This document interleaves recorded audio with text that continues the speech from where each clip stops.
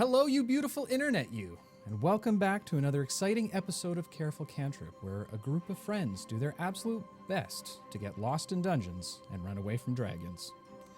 How is everybody doing tonight? Hello, chat. Good to see you all here today, as always. Hope you are all doing well. We're trying a little something a little different for our intro today, because we have something very special that I'd like to announce. We have, as some of you may or may not know, we do world building on Sunday mornings, Sunday evening, afternoonish. And we have a spot where our community comes together and does some world building for a little bit for our stream, and other participants come in and help out where they can. We kind of have a chance to look at some of the other homebrew stuff that's going on out there. We do have a very special one tonight. I would like to share with everyone, on behalf of one of our community members, Polite T, his wonderful works called Mystical Items by Mawtoo Games. This is an amazing book, guys. I highly check it out. You can go check it out on DM's Guild. It's really a bunch of mystical items that are centered around the Southeast Asia, Middle Eastern kind of mythologies that are out there. My personal favorite was something called the Moon Smile, which was a sword of one of the Sword of Shiva. That's what it was.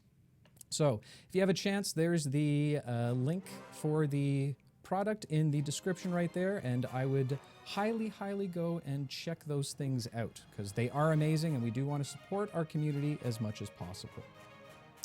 Now, with that all said, I think it's probably time to jump into tonight's episode. What do you think, guys? We ready? Woohoo! You pumped? Woo! Pumped and ready to go? See how many Yes. people we can kill tonight? I guess we'll No. find out momentarily. How many party members?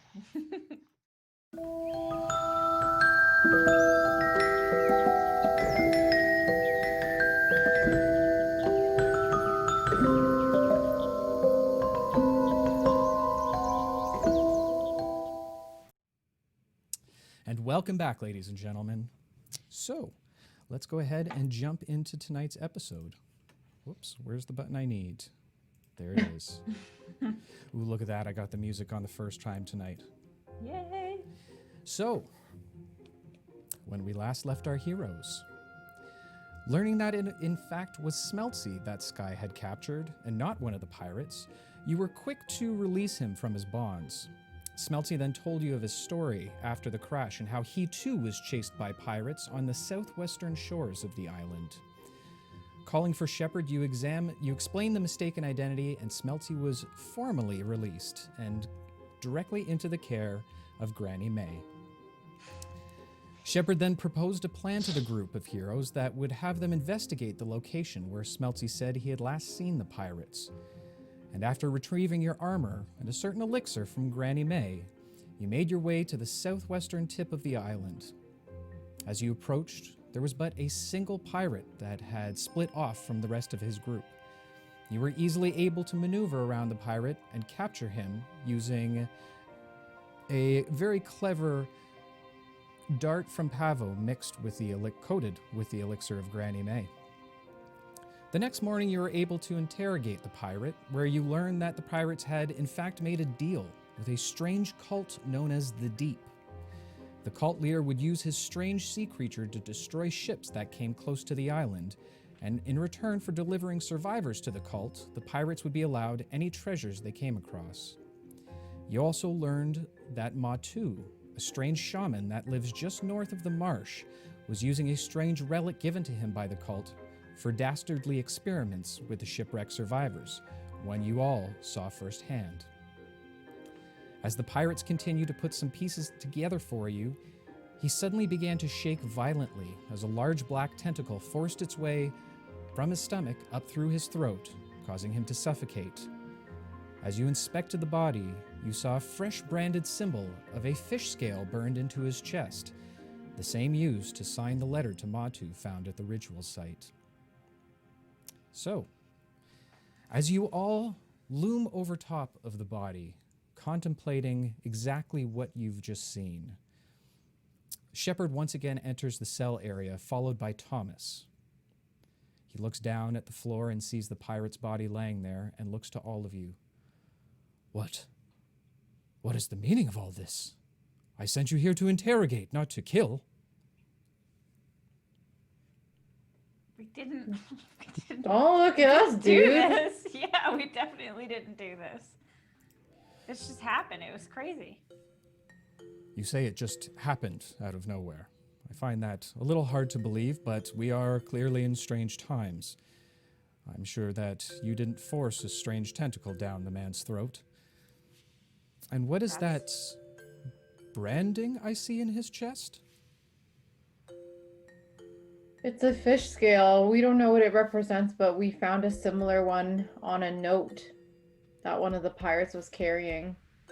Ah, the letter you spoke of that you had found at the ritual site, I believe you mentioned? There we go. Right. Great listening, Shepherd. People are responsible for his death. I'm sorry, Mr. Oliver. What did you say? We're pretty sure that this cult, we're assuming it's a cult, is responsible for this person's death. Well, if it is in fact the same sigil, you have reason to believe that it might be the cult. I can understand that. I just don't understand how nefarious this cult can be if it's to kill one of its own faction members, even if it's just an ally faction itself. This is very troubling. We watched them kill 3.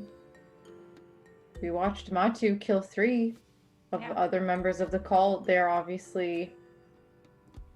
This is something they do. Now, were you sure that they were in fact killing pirates and not the shipwrecked individuals, as you say?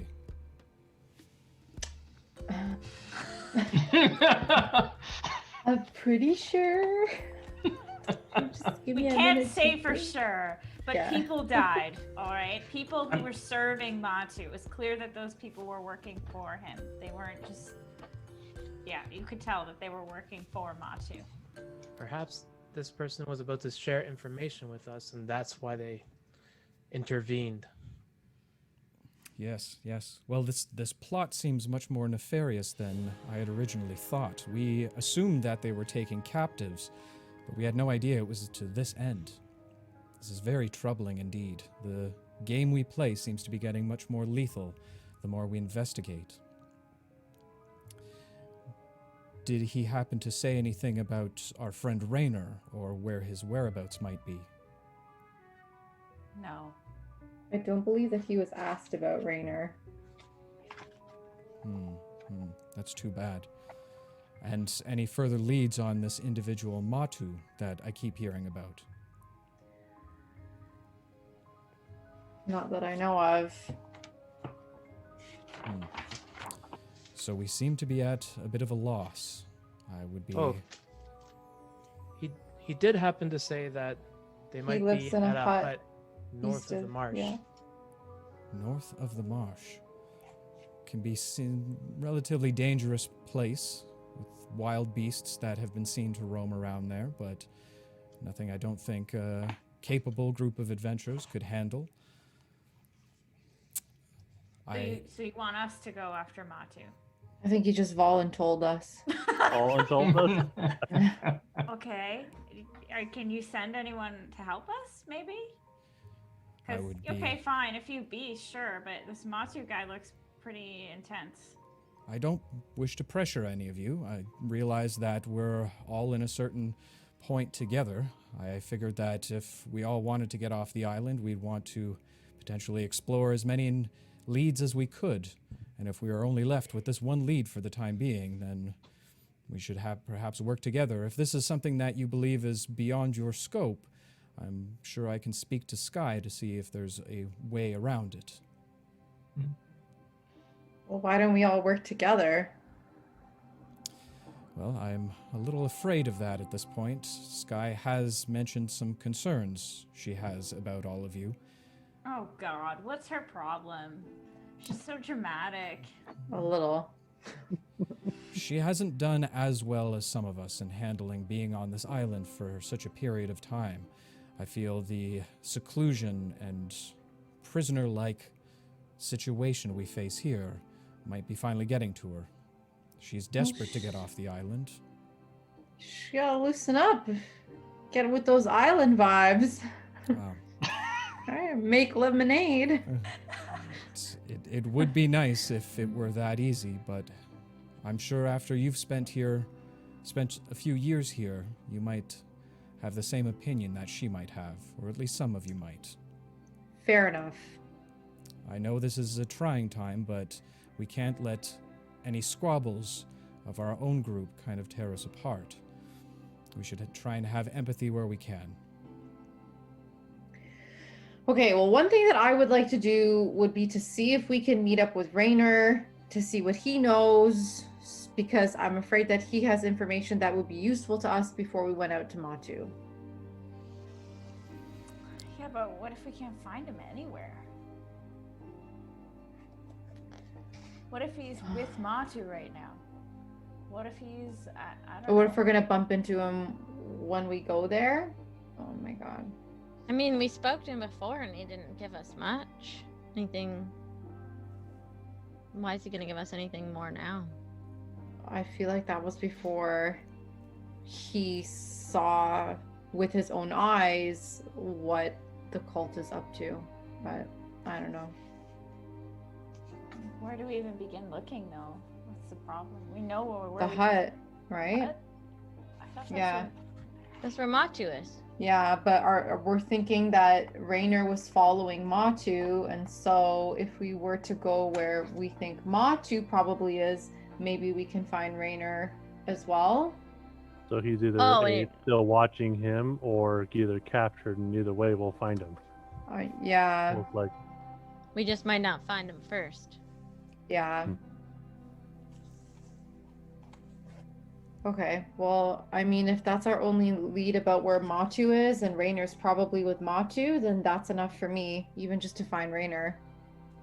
Well, do you guys have any, like, healing potions or anything? Because I feel like this might be a pretty intense fight. Weapons, armor. We may healing be able potions. to assist with that. I know Granny May stores a few of her healing elixirs at her shop. Just let her know that I've personally asked her to give them to you, and I'm sure she'd be willing to spare a few. All right. That's very kind. Thank you. Whatever I can do to assist. All right. Well, shall we go to Granny May's then? Yeah. That's a good idea. I agree. Very well then. Thomas, if you would perhaps help me with the body, I'd like to take it to the town hall for a thorough autopsy if possible. And Thomas kind of, yeah, oh, I'm happy to help, sir, happy to help. As the two of them kind of bend down, grabbing the arms and legs respectively of the now deceased pirate, they guide themselves out of the celled area, leaving you once again to yourselves. Sucks. It's a gross job. So glad I'm not doing it. Yep. Sorry, Thomas. Yeah, you. poor guy. Okay. Shall we? To Granny Shall. May's? Let's We go. shall. Yeah, let's head on out, see what she has to offer. Sure. Heading over to Granny's house, the sun is starting to reach to the peak of the sky, indicating that it's probably around 10:30 or 11 o'clock, not fully directly above you, but coming close to it. I would like to whip the curtain door open again, just in case. Okay, as you all approach the hut, you watch as Elara whips back the curtain, only to find Granny May now a little surprised as she sweeps up the floor. Oh, dearie me! Oh, I wasn't expecting visitors so soon in the morning. Well, if it isn't my new favorite outcasts like the rest of us, is there? Yeah. Well, Smeltzy's not here at this time. He's still fast asleep. I'm assuming he'll probably be out for a while. Is there? Did you come here looking for him? Did he stay the night? Big night last night. Exhausted. Well, and she kind of puts her head down a little bit, and you can see the blush coming through her fur once again. He was in dire needs of some tender love and care. we'll say. Right. And so right. I simply, as a good nurse would, I wrapped him up in some blankets and put him to bed for I the bet you evening. did. Now, me, my. Get your minds out of the gutter, especially you, little one. And she points over at Eli. I'm gonna do finger guns. Not sure what the L's are on your hands, but I will take it as a welcome custom then, shall we? Sure. Let's do that. So what can I do for you? We are on our way to take on what we believe will be a cult leader, and we were told that you have potions to aid us on our journey. I'm sorry, you say a cult leader. Big words. Dark magic. True. Well, that's a little discerning. We've been dealing with pirates, I know, but a cult leader. Yeah, Crazy times. Yeah. right? This is bizarre. So we need all of your healing drugs. That I would be happy Healing to help. drugs. Happy to help with that one. I will. And she kind of goes behind her little display case once again at the front of her shop. Kind of reaches down behind it, and you hear a few small bottles clinking as she kind of looks around, and pulls out 4 small pinkish vials, or vials with a small pinkish hue to them, and sets them out on the counter and says, well, these are all the healing elixirs I have right now. I used quite a fair amount of them on Smeltsy last night. It'll take me a while, at least a week or so to make any more, but you can take the lot of them if you want. Yeah, absolutely. Great. Thank We you. will be doing that. Just take. Help yourself. If you can help us get off this damned island, sooner the better. It's very nice of you. Yeah. Thank you very much, Miss Oh, May. think no of it, dearies. Least I can do. By the way, I might have something else that you might be interested in. Breakfast? You could call it that. And she leaves to a back room for a moment as a small strings of beads that hang over the doorway get brushed aside. She's gone for a few moments. When all of a sudden, before she returns, you start getting this waft of these amazing scents of vanilla and baked goods as she emerges once again with a platter full of interesting looking cookies. As she brings them out and puts them on the counter and says, I just baked these. You're welcome to have one if you haven't had anything to eat yet, loves. Eli is gonna have one. snap. Love a cookie. Gonna snap on those cookies. Oh, man. There's a bit of a race towards the counter as Trix and Eli kind of push and try and crawl, Elara. and Elara apparently trying to push over each other as the 3 gentlemen of the party the 3 other gentlemen of the party kind of stand back as the other 3 claw over each other to get to the cookies. It almost breaks out into a fight before Granny kind of smashes her hand down on the desk and says, right, you lot, just a few at a time, don't rush, you're gonna ruin your appetites and make yourself sick. I will place 3 in my mouth immediately. You watch as Eli's face goes into squirrel-like proportions as cookies are now just being shoved inside of his mouth. She says, all right, well then, you are an interesting little one, aren't you? They're so good. She smiles a big granny-like smile and says, well, I'm glad you're enjoying them. Just don't make yourself sick. I don't want to have to give you... I promise. Right? That's, I will take it for what it is. I don't know if I can believe you just yet, but you gents in the back, would you like for a cookie? I wouldn't mind trying it, just to taste. Help yourselves. I would Can take I one take? too. I'm I'll gonna go take and grab a one. cookie, and I want to try and I said, "Hey, Pavo, catch!" And I'll throw it at him. Thank right. you. You kind of toss one up into the air.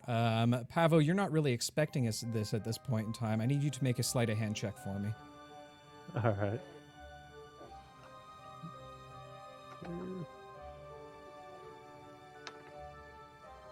Well, I'm probably not going to get 8. 8. So you kind of reach out wildly trying to grab, but the cookie seems to escape through your fingers, where all of a sudden, you're not sure how, but Eli is directly behind you with his mouth open as the cookie, almost in slow motion, sails into his wide gaping mouth as he chomps down. A giant grin bursts out across his face. Very shit-eating grin-like.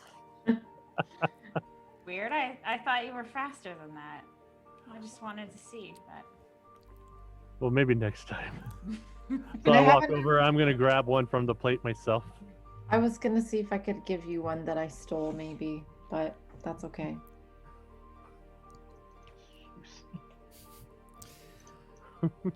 Well then, so you're saying you're off to some cult leader. Whereabouts are you going? North of the marsh. Must be very careful there. I've tried going out there a few times myself. There's some herbs around there that they have some interesting properties to them. If you happen to come across any leaves that are blue as opposed to the greens, a little bit of a white flower peeking up from the top of it, if you could grab a few for me, that would be very much appreciated. So blue leaves and white flowers? Yes. Okay. How many do you need? Oh, maybe just a small handful. I'm not sure exactly. Bouquet? Oh, yes. What our metal friend says. A bouquet would be Cool. a bouquet would be lovely. Cool. Definitely keep an eye out for him. Well, thank you kindly. Now, if you'll excuse me, I have to get back to cleaning my shop. Mm-hmm. Sorry about the crumbs on the floor. You wee one, you are bad. Oh, she kind of laughs. I have a lot of life experience I for can my tell. age. Perhaps we could trade stories sometime. I hope we can. Wee one, I'm sure there's a thing or two I could teach you as well. Oh, I bet there is, Granny May. Whoa. He's very unsure of where this is going. Oh my! She kind of giggles to herself. If only I were young again. Well, if there's nothing else I can do for you, I should get back to my chores. Okie dokie. All right. I should get out of here too before I talk myself into a situation. All right. You all leave the confines of Granny May's beautiful cookie-smelling establishment and head out back into the makeshift streets of the Survivor Cove. What would y'all like to do? Should we get weapons or try to get weapons? I got my bamboo stick. I'm good. Yeah. I Me use too. magic as my weapon. Is there anything else that we could use? I'm sure there's a lot we could use. Armor. See if they have any extra stuff lying around. I'm wondering if we should talk to the Tinkerer. Do you want stuff? I mean, I feel that I could definitely use some armor because I don't think I have any. Hold on. I'm confirming. You probably have some armor. No, man. I got clothes. That's it. Did you equip your armor? No, there's nothing. No. your bag? There's nothing in the. Yeah, I'm looking in the bag. There's nothing in my inventory. Nothing.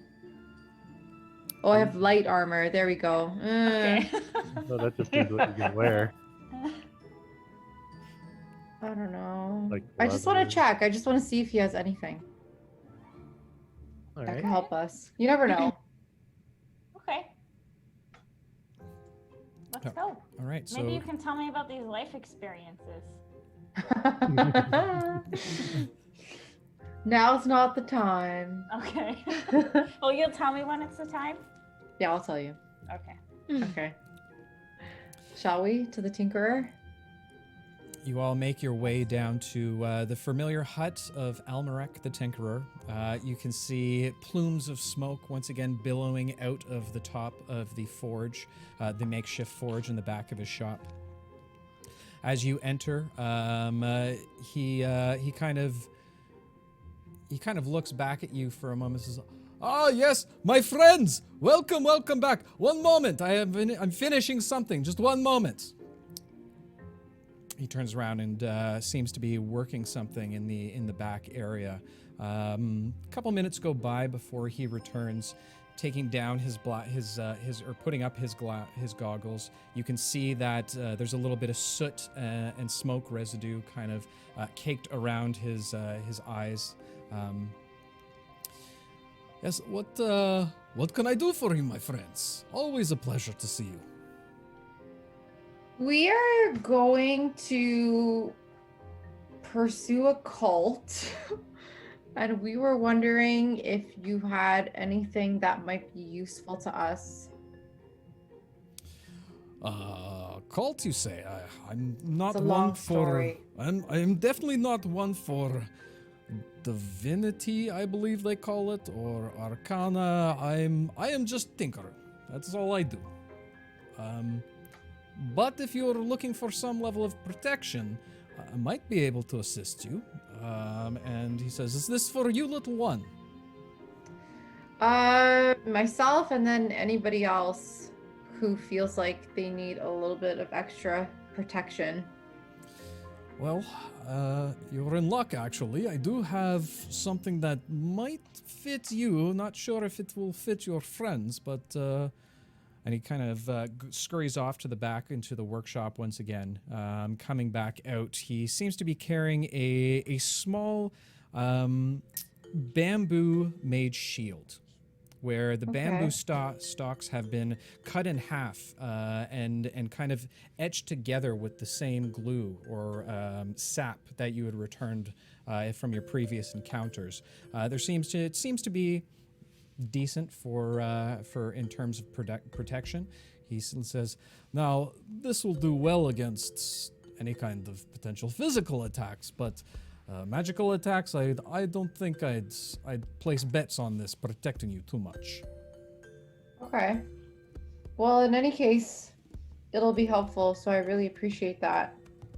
Oh, least I can do if you face this cult, you say. I'd never heard cult of pirates before. We don't know if the cult is pirates or if the pirates are separate from the cult but working with them. We have no idea. We're trying to figure that out. You have many questions, yes. Okay, well, I think that's it for me, unless anybody else has any questions. Yeah, Eli, have you ever used a shield before? I cannot say that I have, Be but careful. I am a fast learner. Good. Is there something that I need to know about using a shield? Yeah, keep it away from Alcor's fire.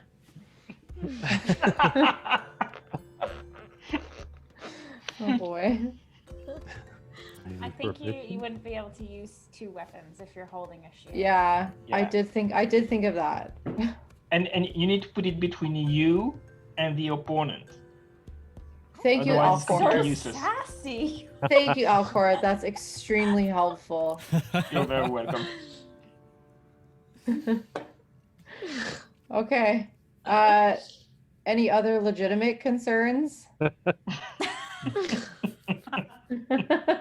Well, let's see you strike a pose with it. Let's see what you look with it. Okay. I will attempt to strike a pose. You can absolutely make a performance check for me then. Okay. Oh, wow. Dirty 20. Or sorry, nat 20. Natural gosh. 20. Nat 20. Wow. Yes, nat 20, nat 20. Whoa! Oh, yeah. Eli, you look amazing.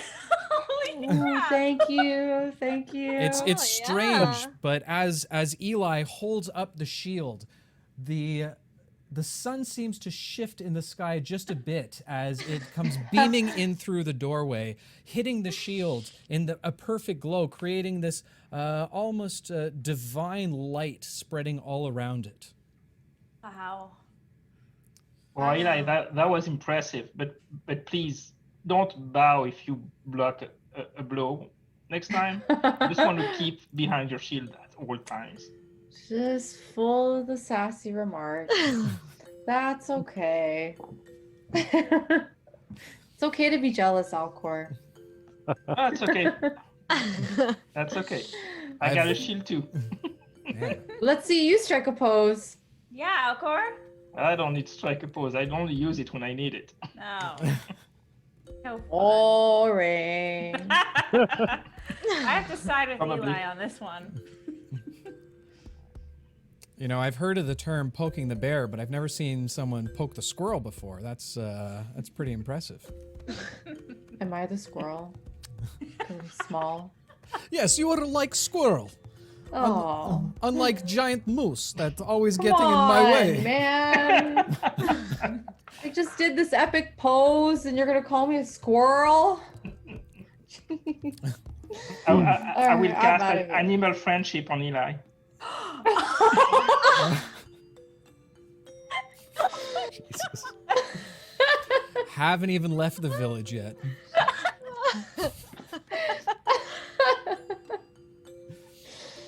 Wow. Oh boy. I will shake my head and be offended.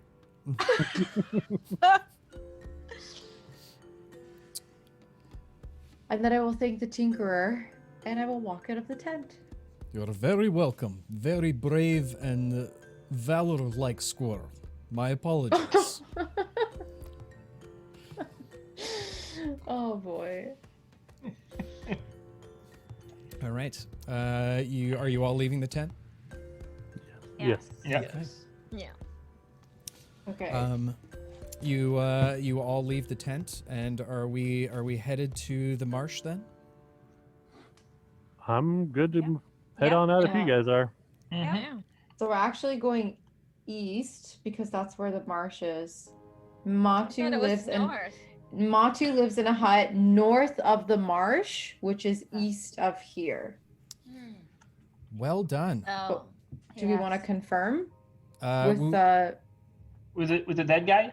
Yeah. Oh yeah, shoot. I guess we can't. Are you feeling remorseful right now? Hey, we didn't kill him. That's true. Yeah. I know. It's not our fault. It's definitely not. It But is Granny very May sad. knew where the marsh was. Probably because of the flowers. Yeah. Yeah, Right. but we can confirm because it says north of the marsh, and Well, we she can didn't confirm. say the marsh. She said, I've been in that direction. Oh, The But we don't village. know how far and like how far is the marsh and how far. The away village is is it. east of the marsh, and the hut is north of the marsh. yeah. We don't need to confirm. Let's go. Come on. Okay. All right. Wait, if the village is east of the marsh, then the marsh is to the west. Yes. Because we're in the Exactly. village, right? No, it says the marsh is east. No, the village is east of the marsh. Of the Uh-oh. marsh. The village is west of the marsh because the marsh is east of the village. Okay, Man. let's follow Eli. Isn't it great that Rayner gave you all a map that basically told you exactly how to get back to the marsh area? Hey, who's got the map? Yeah. I got the map. All right. Pavo, what the hell? Jesus. This was quite entertaining. I'm sorry. So I pull out the map and said, "Okay, here's the marsh. Right, point right to it." Looking Is at he it, pointing to the it's- marsh? he is pointing at the marsh, and it is in fact east of the cove. Can I try to hop to get a look at the map because they're probably holding it up too high? Oh yeah, no, you're definitely I'll hold jumping it up. low and down. so you can see it too. Kind of Okay. holding on the edge of Pavo's arm with your little tiny hands, trying to jump up as best as you can to see over. Okay, so we have a direction. Yep. Yes. I'm ready. I Let's sure go. as hell Cool, hope so. let's go. Let's boogie. West. Weast. Weast. Yeah. We're going northwest. All right. You all begin to make your way to the back of the cove, where the familiar entrance and exit of the hideaway is, and you leave the cove area.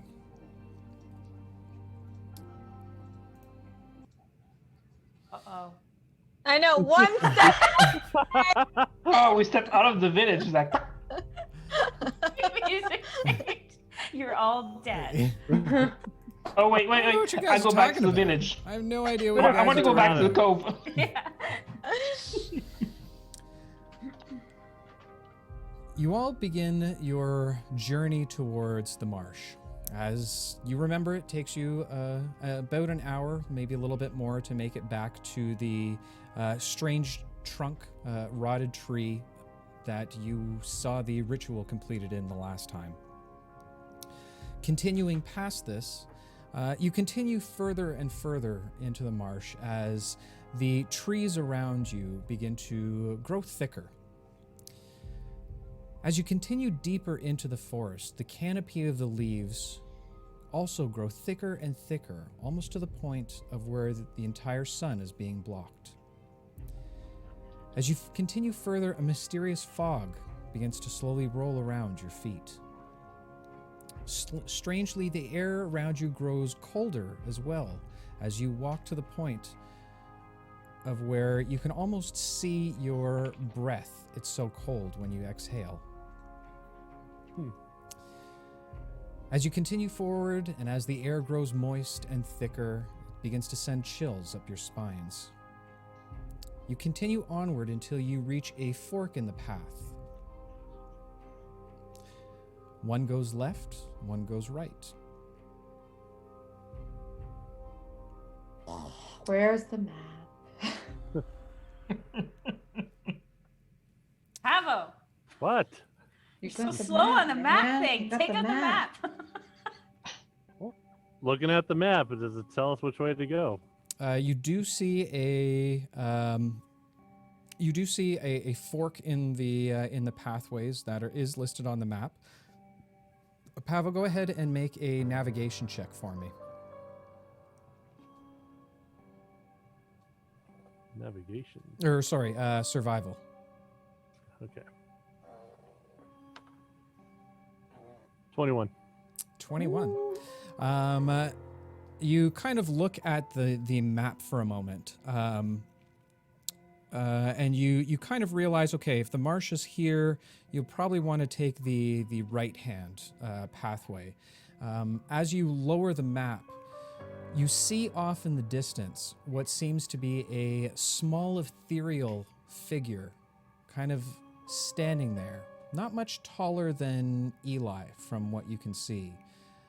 That just seems to be standing there on the path.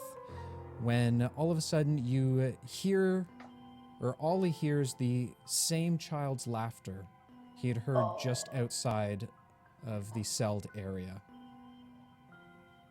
Do you hear it? I point down to the pathway. Do you guys all see the same thing I'm seeing?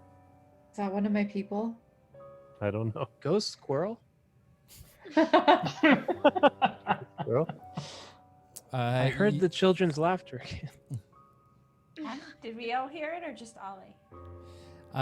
You all actually give me a perception check. Everyone except Ollie.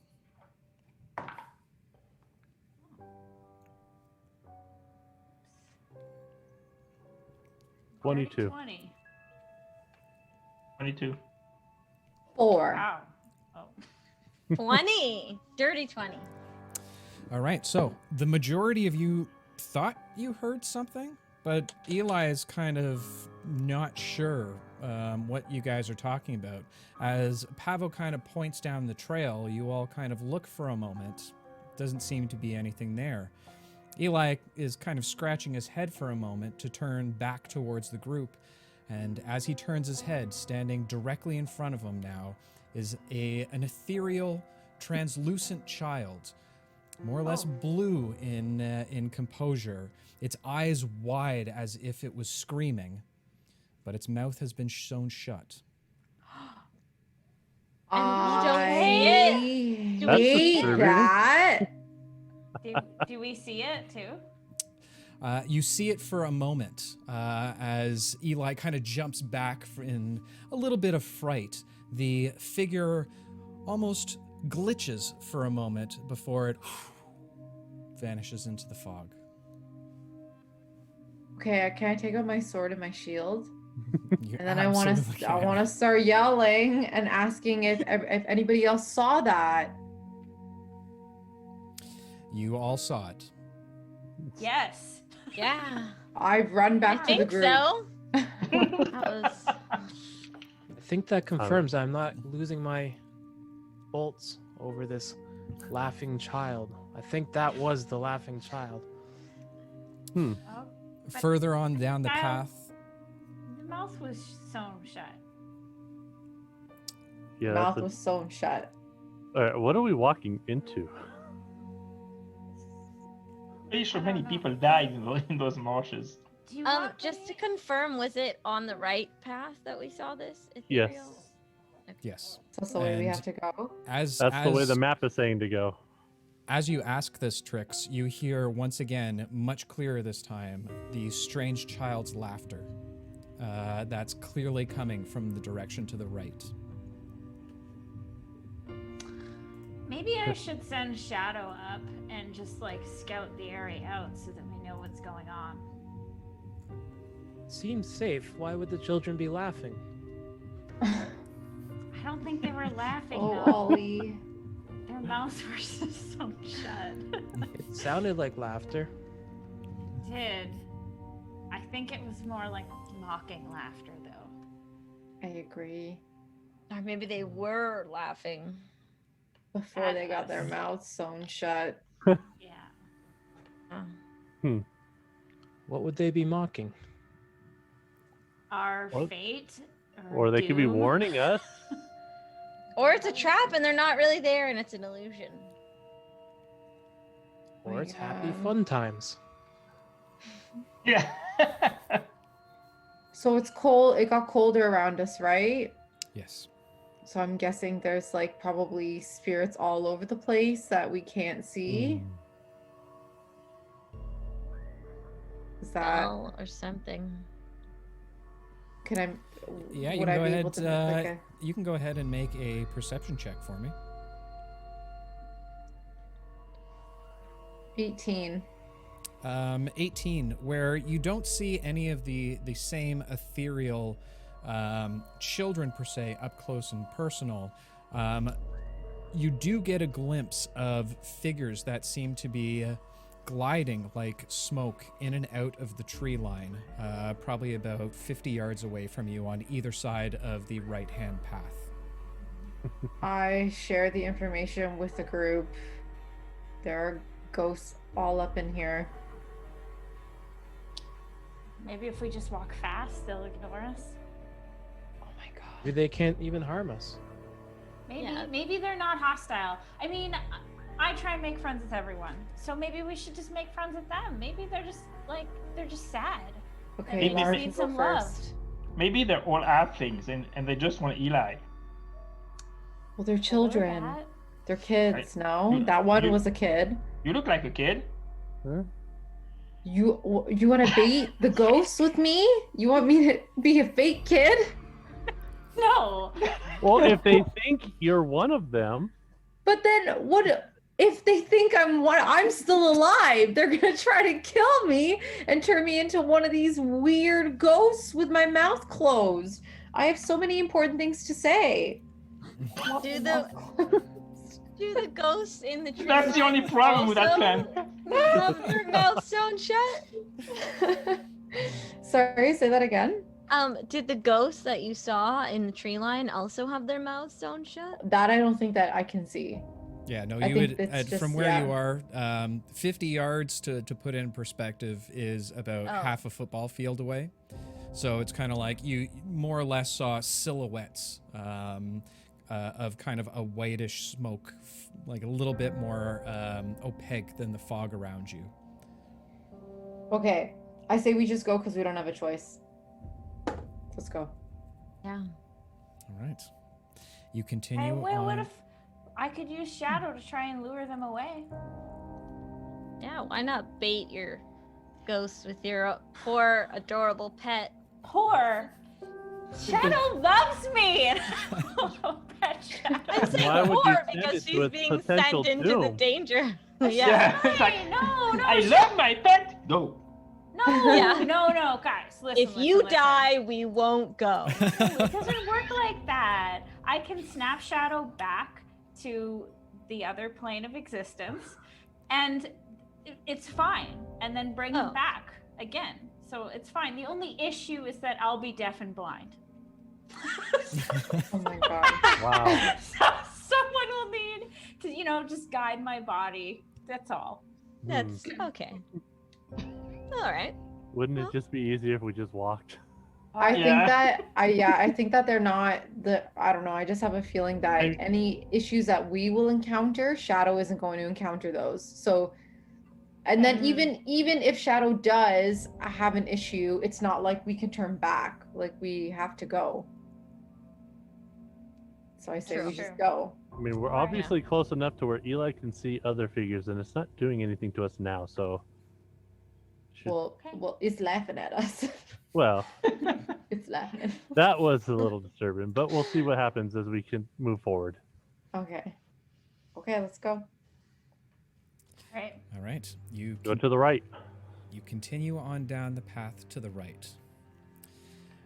Not much further down the path, you come to a solitary large hut, shrouded in a hanging mist. The hut looks run down and uncared for, but you can see a slight flickering of torchlight from within. You also come to realize that you can no longer hear the animals in the forest, as if none of them want to come in or to proximity of this hut. Should we go see if somebody's home? Maybe they know some information about these ghosts that I couldn't keep a straight face. No, we gotta scope this place. Scope the place. Yeah, we have to sneak around and see if we can figure out if anyone's home. Well, why don't we just knock? Because what if it's Mawtoo? It's a strange hut by the marsh. Oh, right. Forgot that he's in a hut. Champion note taker, Okay. ladies and gentlemen. There you go. Thank God I she's thought the Elara- wizard of the group. I just thought it was a random hut. I was actually unaware. I just thought it was a random hut. But... Okay. Can Does I it get look up? like a sturdy hut with like a sturdy roof? It doesn't look very sturdy from what you can see. You can plainly see some patchworks in it, as well as a few holes in the upmost part of the roof. The general hut itself looks very uncared for. Is it sturdy enough to hold a halfling?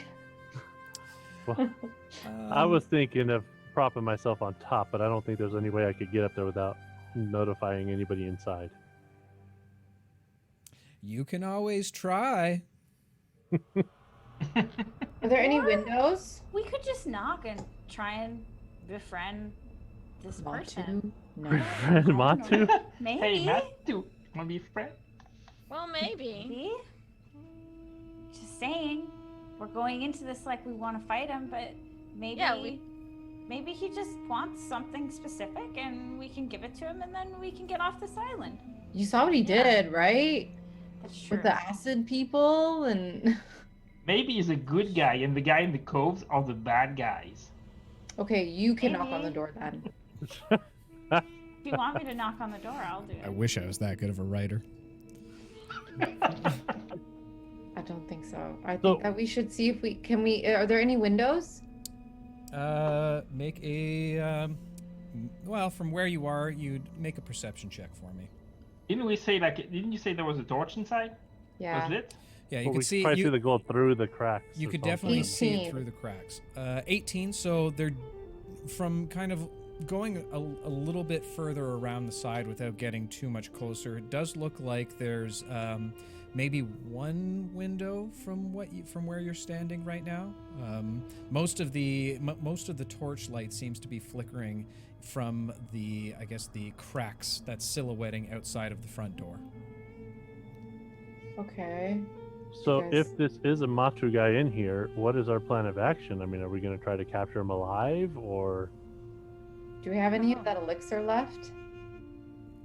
we only When used we'll one see. dose Technically, I think you we have- used 2. or 2s?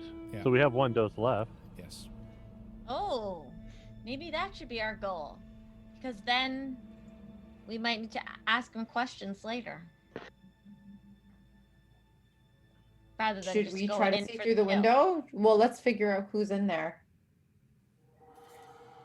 You're sneaky, Eli. Why don't you go check? Well, because I'm short, so I can check. I can try. I'm pretty sneaky too, if you need. I am not. I'm not too bad. That's okay, Ollie. Neither am I. Okay. I don't think I can see the window, right? Would I be able to get through to take a peek at the window? Is there anything I can climb on top of? Or would it be better for Pavo? You could probably reach the windowsill and prop yourself up. It's just a little it's not high enough. It's high enough that you probably wouldn't be able to see in it. But if you actually grabbed the windowsill and kind of pulled yourself up, you'd probably be able to see it. See inside. Okay, I'll go. All I'm right. gonna cast guidance on her before she goes. Ooh, fancy. What's that? That means you get an extra 1d4 on ability checks. Nice. All right, so you're moving up towards the hut. Is anybody else going with her? Him? Sorry. 1 person should be enough. I think so for now. Yeah, Okay. just to One check half what's person. going on in there. Okay. First off, go ahead and make a stealth check for me, please. Okay.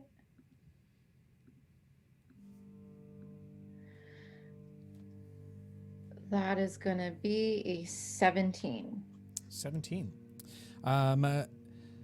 You all watch as, almost without a sound, Eli begins to shred through the reeds that seem to be sticking up out of the marsh floor. As you move towards the hut, you begin to feel smell this utterly foul stench of death and decay that just hits you in the face, completely invading your senses. Eli, I need you to make a Constitution save for me, please. Okay.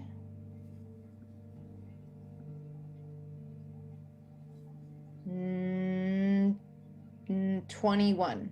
21. Where this overwhelming stench bombards your senses.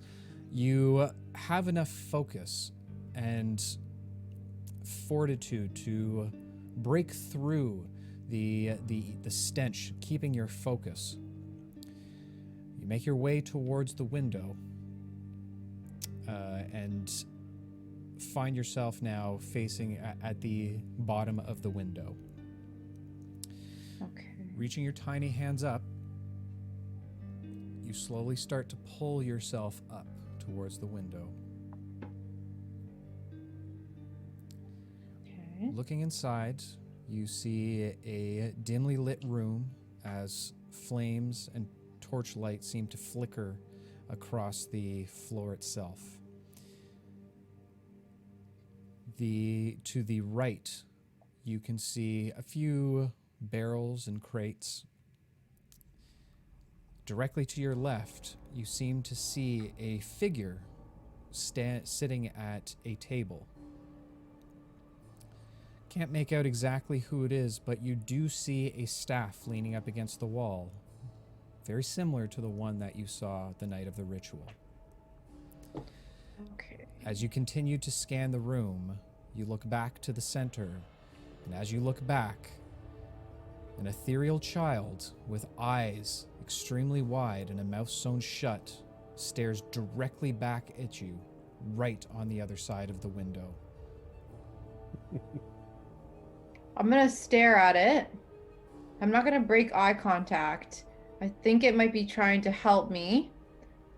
I'm gonna try to nod at it and see what it does. It kind of tilts its head towards you for a moment before reaching towards the window with a hand. I'm not gonna move. Its hand seems to push through the window as it continues moving towards your face. Okay, maybe I'll stop. Maybe I'll gently let go. As the hand is just about to touch your cheek, you push yourself back, letting go of the window sill. Watching the hand, once again, you see as vanishes once again into the mist. Man, I think that kid's trying to help us. Okay, I'm gonna scurry back.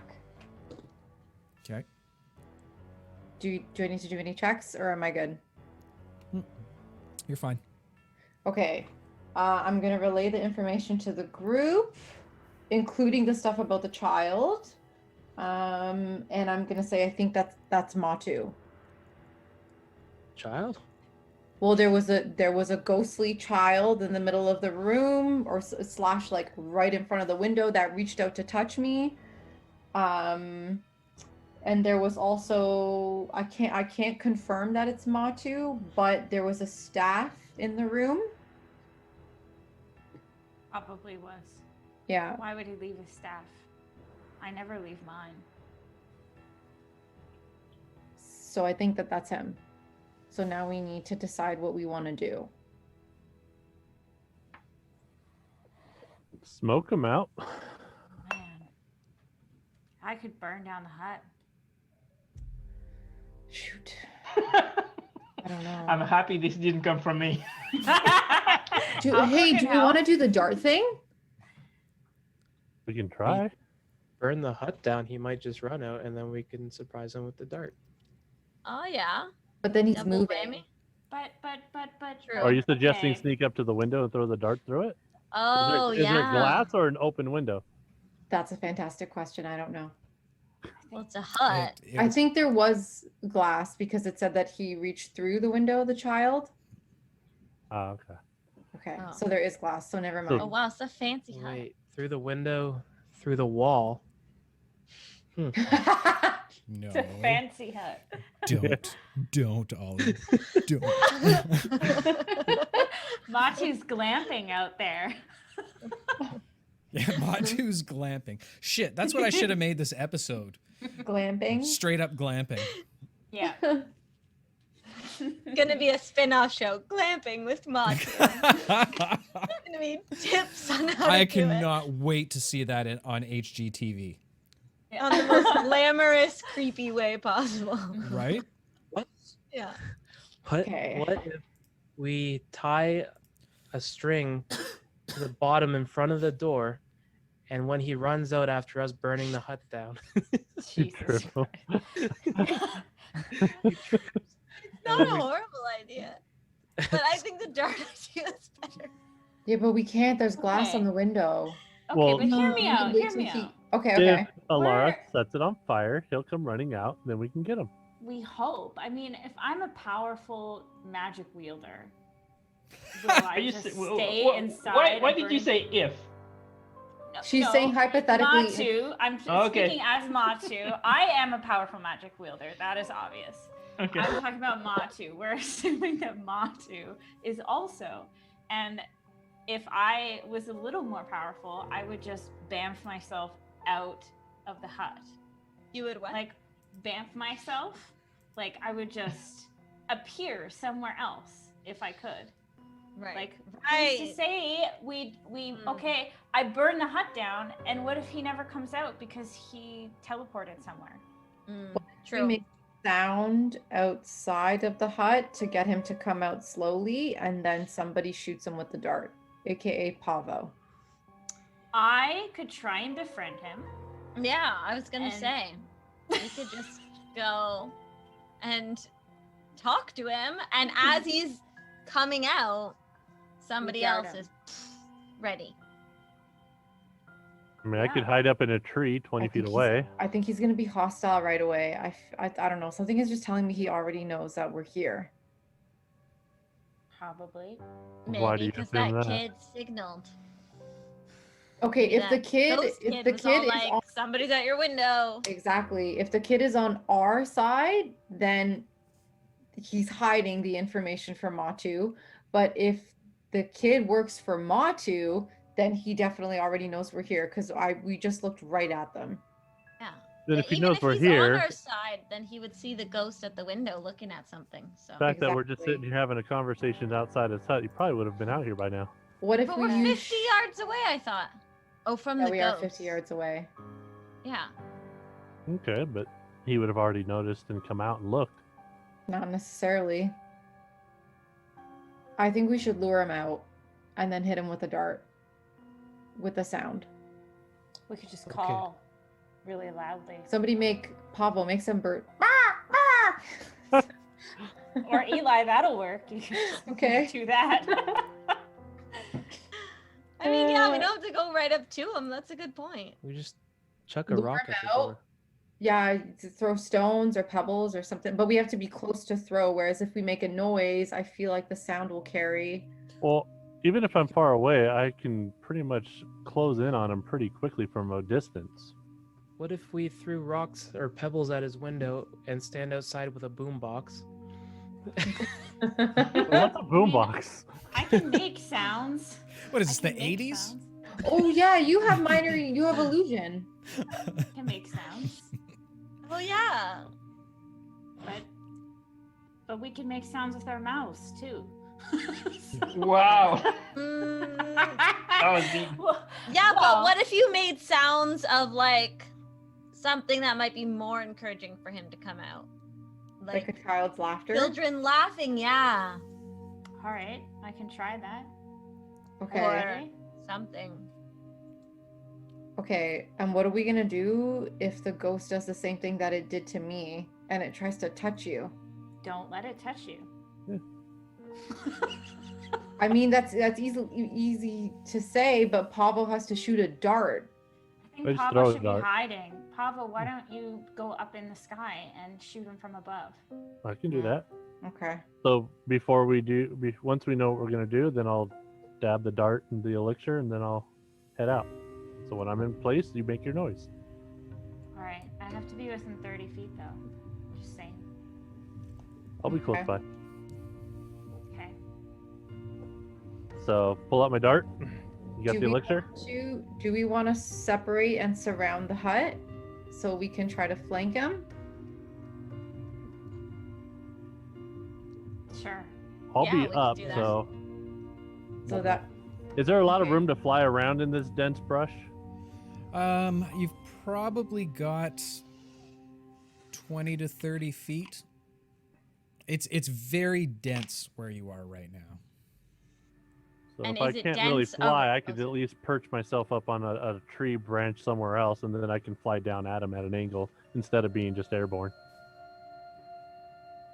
Sure. Is it dense Okay. around his hut or just where we are?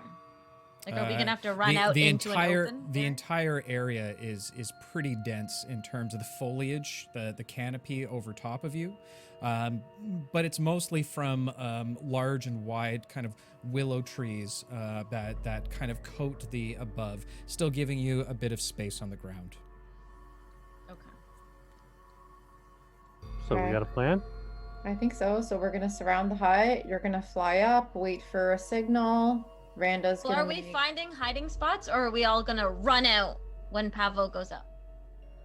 We're finding hiding spots because I think initially, don't we just want to get him down with a dart? Like we want to see if the dart works. Yeah. And if the dart's doesn't work close enough Then to we where come you out. can come in, Okay. Yeah. Got it. because we'll Okay, need to so- come and get Elara away because she'll be close. Yeah. They're like a bush 30 feet away from the front door. Any Exactly. chance? Nope. Exactly 30 feet away. Nope. Okay. That one.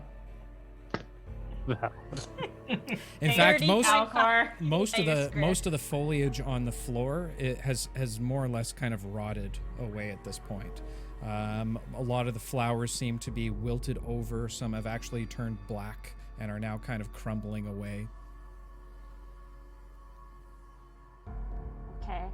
I could lay down and cover myself in foliage. You all stink. Well, 30 feet. If he's 30 feet away from me, that would put. It would be hard to hit me if I'm lying down. True.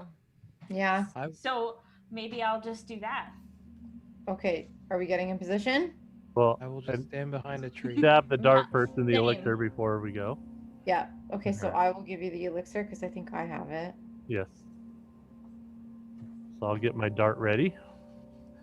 I'll find a close enough tree to perch myself up on, and I'll wait for them to do their thing. Okay. Searching around in terms of stable branches, you do finally, when you take to the air, you see one. It's about 50 feet away from the front door. That's fine. Okay. Perching on top, the rest of you, are you starting to scatter around the hut? You all start to begin to make your way around. I need everybody to make stealth checks for me.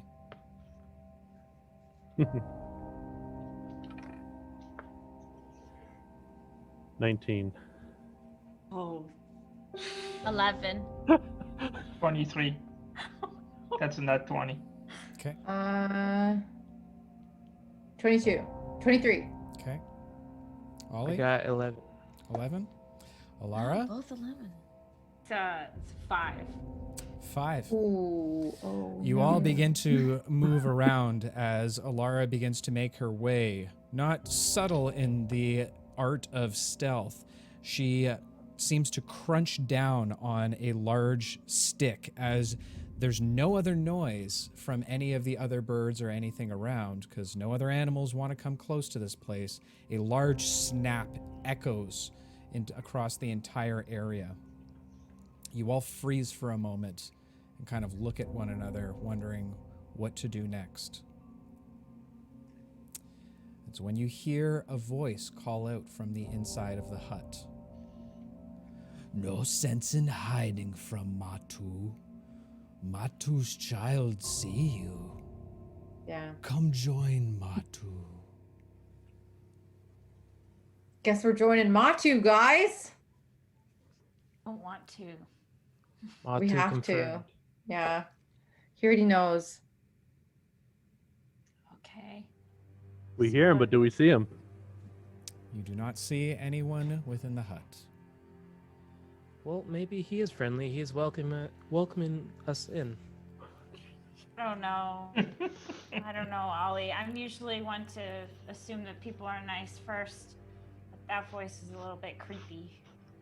I would like to formally request that Ollie confirm his understanding of social situations with us before he acts. Just in case.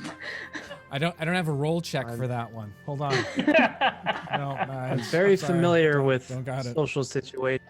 Someone who is friends with children must be nice. I don't think he's friends with them. I think he's holding them captive. I think he's their murderer. So Why shall would the ghost be friends with their murderer? I don't think they're friends. They're not I think friends, they're held man. captive. Prisoner. The child is a prisoner. A prisoner that reports to their captor?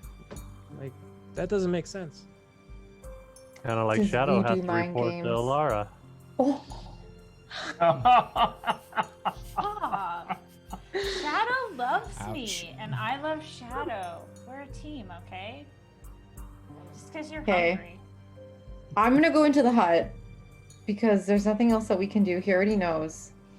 Unless you want to try Oh. to shoot him. I can't We see need him. to get close enough anyway, so. Yeah. All right, so All right. Eli I'll follow you. Eli begins to walk towards the door. Trix begins to walk to the door towards the I'll go door. with I follow. Okay. Pavo and Elara, what are you doing? I'll follow in last. Okay. And Pavo?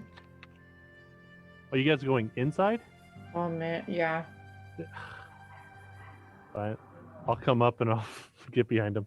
Okay. I was gonna wait outside. Hopefully, you Yeah, guys... I know that's not a bad idea, but You guys are about 20 yards away before the stench that Eli had once smelled once again bombards your senses. The smell of rot and decay completely overwhelms you. I need everyone except Eli to make a Constitution save for me. Do I have to do a Constitution Nat save? 20. Yes, you do. Okay. 12. Not 20. That's Oh, wow. 23. Okay. 17. Okay. Rolling good, guys. yeah, that's 3 oh, nat 20s on the same sorry. save. Trix, you said got- you rolled a 12. A nat 20. Who rolled? Did someone roll a 12? Did I hear a 12? I did. Pavo. While got all of 21. you are easily able to shake it off, this strange, almost musky, vinegary smell, Pavo, you kind of get overwhelmed by this, not having a reference point of the smell of death. For the next 10 minutes, you will try to continue to compose yourself with disadvantage on all ability checks. Oh, God. Ability checks. Okay. Okay.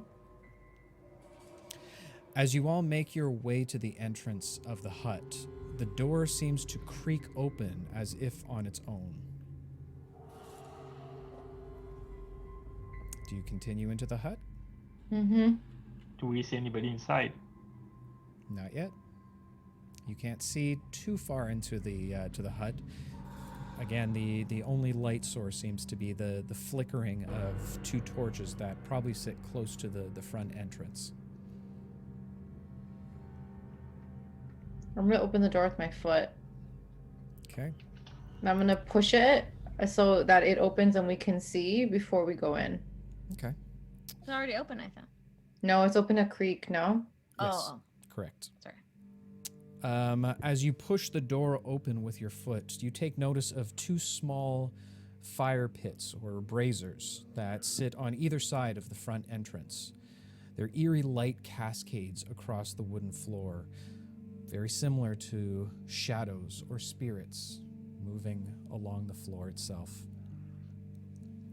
You see a few illuminated barrels, a couple crates, as well as a few corpses scattered throughout the room.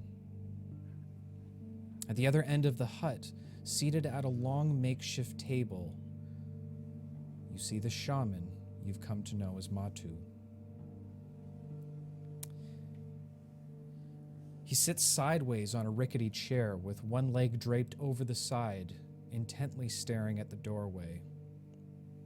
In his hands, he holds a remarkable adorned skull, upside down. The jawbone and teeth on either side seem to have either been replaced or molded from a bronze metal version of itself.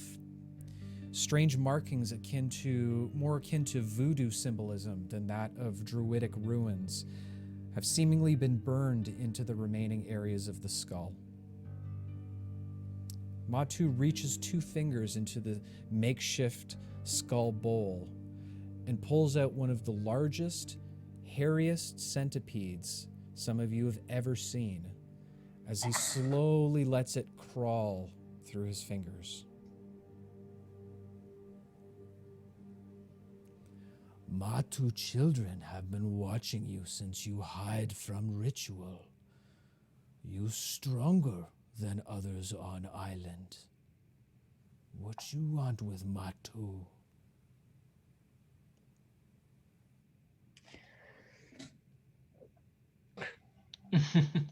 What do you want? What are you doing here? He kind of stares at you, waiting for an answer. Are you responsible for the storms and the giant octopus monster that's destroying ships? No response. He continues to stare at you, waiting for an answer. Can he hear us? Can you repeat the question, Mawtoo? What do we want? We We're very want to scared. know what you are up to. That's what we want. Mawtoo received his call from the deep. Mawtoo, follow Lord Kabathi. Mawtoo, do as Kabathi say. And as he kind of answers to you briefly in kind of almost sporadic rhymes or puzzles, he watches and looks as the many-legged centipede now crawls up his forearm. He kind of looks at it, tilting his head once again before he reaches with his other hand, peeling it off with his 2 fingers, kind of pulls away as it tries to grasp onto the side of his forearm. He kind of inspects it for a moment before tilting his head don't back. eat it. Don't eat it. Oh, Lifting it up Oh, to his don't eat mouth, it. he watches it kind of crawls, trying to get away from it over his lips as he lowers it down into his mouth. blech. A loud crunching, squishing sound is heard as he turns his head back down towards you. He looks at your faces and sees a brief look of disgust on a few faces. He seems to take pleasure in this as he grins, giving you now a full show of his dinner. That's an impressive trick. Who's Kabathi? You refer to him as Lord Kabathi. Who is Lord Kabathi? He is the Lord of all seas one day. Once king from jungle, ascend. He become righteous in his rule over ocean. All Mawtoo need to do is raise his army. Who's the king from the jungle? King from jungle, not your concern. You are not strong enough. But perhaps we put to a test, yes? No, thank you. Mawtoo make deal with adventurers. I mean, you can try, but I'm pretty sure that we're not going to be interested. You just ate a centipede. You seem pretty weird. Mawtoo want you to beat his puppet. If You what? What? Sorry. You want us to defeat your puppet? Is that what you're saying? you beat Mawtoo's puppets, you get greatest prize of all. You come join Lord Kabashi army, yes? Good deal, yes? I don't know. Who's your puppet? I thought you Yeah. followed Kabathi. You got other people controlling you? I show you Mawtoo puppet. And as boy. he says that, you watch Oh, as no. his hair seemingly seems to start flowing no. upward like he's sitting on a giant fan. The hair continues to move upwards towards the rafters high above him, seemingly grasping onto the rafters as Mawtoo smiles once again, pulling himself up by his hair up into the rafters and into the darkness. As he does this, there's a brief moment of silence before you see strong hair strands seemingly climbing down the sides of the hut towards the corpses that you previously saw before. The hair Okay. wraps around the skeletal bodies and pulling them up as if marionettes. Could have thrown the dart. And I'd like you all to roll initiative for me, please. And now we have to defeat his puppets. Shoot. 18. 19. Okay. 24. All right. You guys will get this one day. Alcor, Sorry. All right. 5. Elara, Yep. 13. 13. Pavo, 24. 24. Trix, 23. 23. Ollie. 18. 18. And Mr. Schmoobles. 19. 19. Okay.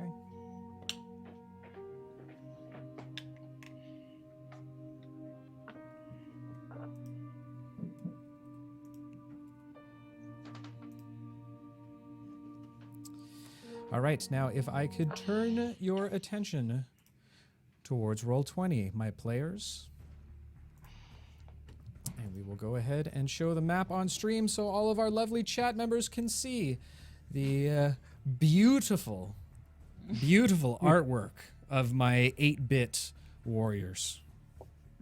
Fabulous. So as Mawtoo disappears and as these skeletal figures kind of come to life, being somehow manipulated by the strands of hair being flowing down from the rafters above, you can see that one skeleton has a particular blue set of armor, while another has a yellow set. There's one with a red set and one with a green set. With that said, the creatures kind of tilt their heads up and jaggedly kind of tweak their heads around their neck as they kind of gurgle some strange coughing-like noises, almost as if trying to use the void lungs that now are within their chest as they slowly begin to make their way towards you. Pavo, you are first up with Trix. You are on deck. So looking up to where Mawtoo disappeared to, I don't see a body mass of where he was at. It is extremely dark, but you can go ahead and make a perception check if you'd like, keeping in mind that you do have disadvantage on ability checks. And that will be your action for the round. That's my action to look. Yep. So I was going to look to see if I can aim my dart Well, up I mean, there. you are trying to look intently at something, so you're doing it with purpose, therefore it would be an action. So with disadvantage perception, that's a 16. 16. You can see a fair amount of hair kind of cascading down. It's hard to make out any one silhouette that sticks out more so than kind of strands of hair that seem to be kind of moving almost like the tentacles that you saw before. So if that's my action, then all I have is a move. So I'll just stay where I'm at. Okay. So, Pavo, you kind of scan the upper realms trying to see as these skeletal figures continue to move in on your party members. Trix, you are up. Eli, you're on deck. Okay, I'm going to move towards the blue and yellow on the left. Okay, go ahead and you guys should have control over your characters on Roll20. You can go ahead and move them as you like. I don't have control of mine. All right, you don't have control of your characters, so you're going to want to you want to move over to Yes. the blue and yellow. That's okay, good. moving towards Yes. them, trying to hold them back potentially for a moment. What would you like to do? I would like to cast my Arms of Hadar. Ooh, okay. So So you have to make a strength save. Anyone within 10 feet of me. okay, so So Trix, that'd be both of them. you all watch as Trix kind of rushes towards the two on the left-hand side of the hut.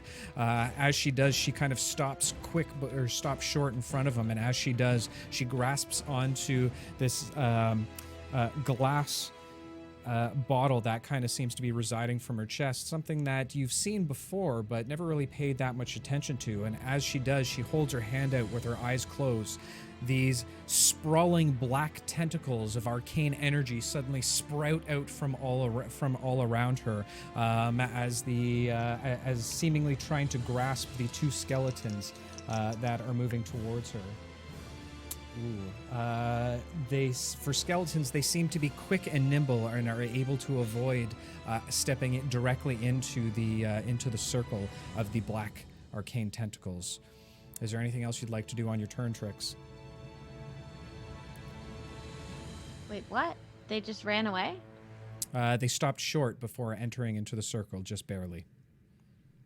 They both rolled a 16 and a 17. Oh, I see. I'm sorry. No problem. Is there anything no, else you'd there's like to do? nothing else. No? Okay. Having a little bit of a frown on your face, you kind of curse under your breath. Eli, you were up. What would Wait, you sorry. Oh, okay. Sorry. On a failed save, they still take half damage. Oh, fair enough. Fair enough. That's why I wasn't sure if they actually managed to somehow magically avoid it or not. Okay. So, where they did try to avoid the circle of black tentacles, the tentacles seem to reach out a little bit more, so grasping them slightly by the legs and hitting them, passing through them almost ethereally. Go ahead and roll damage for me. Okay. So that's 5. So I'm not sure if half of 5 is. Okay, so it's 3 half or 2. rounded down is typically what it is. Okay. So 2. Okay. You watch as the arcane necrotic tendrils kind of wrap around their bony legs and kind of jettison up through the bone itself, kind of causing these almost tribal markings to scatter up their leg for a brief moment as they kind of tilt towards one side, clearly seeing a bit of pain. Eli, what would you like to do? Okay, I would like to try to go for the blue armored skeleton. What I want to do is I want to see if I can climb up these boxes on the left, and then I want to see if I can like jump on the string and cut it. Okay. Dodging around the back of the brazier, you kind of sneak quickly around to the other side of the barrels. You go ahead and make a athletic check for me to see if you can climb up on top of the barrels.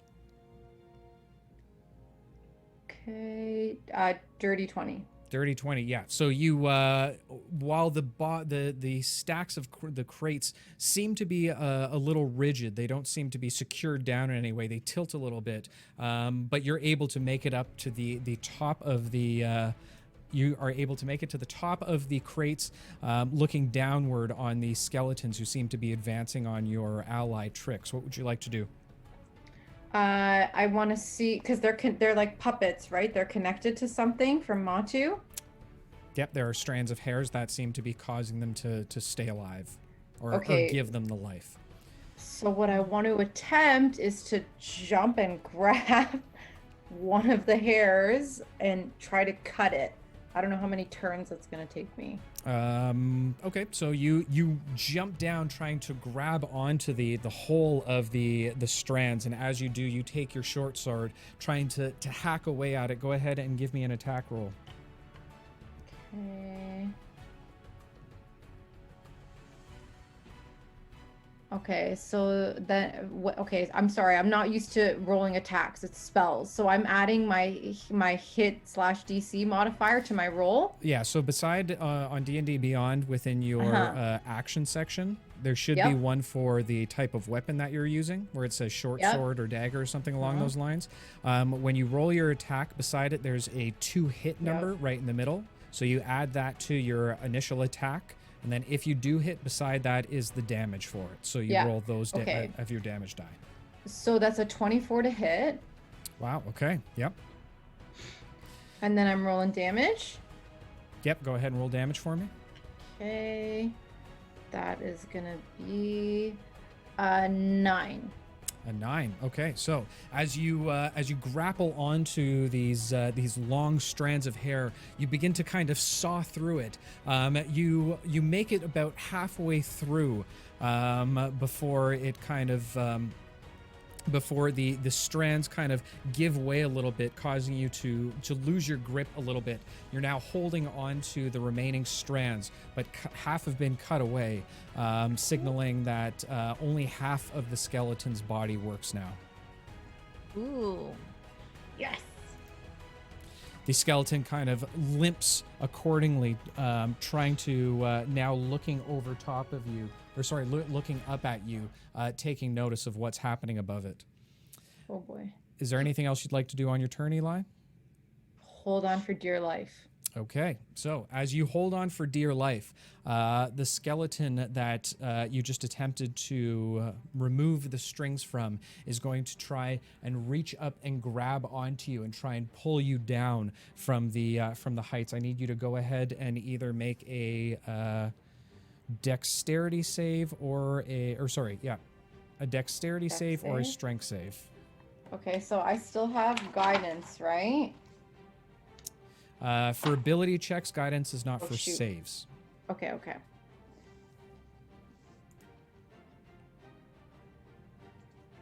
Okay, so that is you said Dex? Yeah. 17. 17. Very good. So the creature begins to try and reach up towards you, and as you see that, you pull yourself a little further upward, just outside of the grasp of the skeleton, as he remains focused on you. The yellow skeleton is going to circle around and is going to engage with Trix as it brings out a large rusted scimitar, seemingly from that of the from a pirate ship, from what you've seen before, as it comes slicing down towards on top of you. You're easily able to move out of the way as it kind of crashes down on the floor beside you. While this is all happening, the red and the green skeleton are going to start advancing on the other party members. 10, 15, 20. Oh, yeah. One engaging close to Pavo, the other coming up close to Alcor. Both of them are going to attempt to make respective attacks against both of you with their scimitars. Actually, one holds a scimitar, the other holds a rusted bladed war axe. As the one with the scimitar comes thrusting down on you, Pavo, that is going to be a... What's your AC? 19. So that is a dirty 20 to hit, so it comes screeching down on top of you. You try to move out of the way, but it just slices you enough, still trying to get your composure back from the awful smell from around you. You take 5 points of slashing damage as the short sword comes down over top of you. Alcor, you watch as this thing comes towards you. You try and ready yourself. The war axe comes slamming down beside you, but you are able to adjust and move out of the way. Miss that with the creature kind of, the skeleton is smashing down into the floorboards themselves. Alcor, your AC is still 16, right? Yeah. Okay, so yeah, it misses you. All right, that puts us to Oliver, and on deck is Elara. All right. I would like to just go up beside the red skeleton and smack him with my mace. All right. Winding up, flexing your silvery muscles, you come smashing down on top of the creature's skull. Go ahead and make an attack roll for me, please. 5 to hit. 5. So the creature seems to just be able to pull its sword up right at the away from Pavo for the right second, that it's able to block the mace as it comes down, kind of engaging you in kind of a test of strength for a moment, as it pushes back just a little bit harder than what you're used to, pushing your mace back from it. Is there another action you'd like to take, or a bonus action you'd like to take? No, I'm just gonna chill there. Okay, so next on deck is Elara. What would you like to do? Alcor, you're on deck. How tall is this little beacon thing that's next to me? It is a brazier, so it's probably only about 2 feet off the ground, but there is a fire directly inside of it.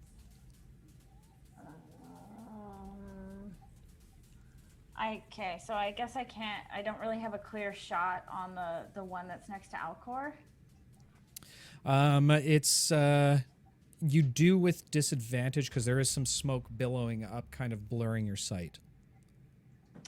And I'm gonna move out and around so that I can get a clear shot. Okay. For the one that's near Alcor.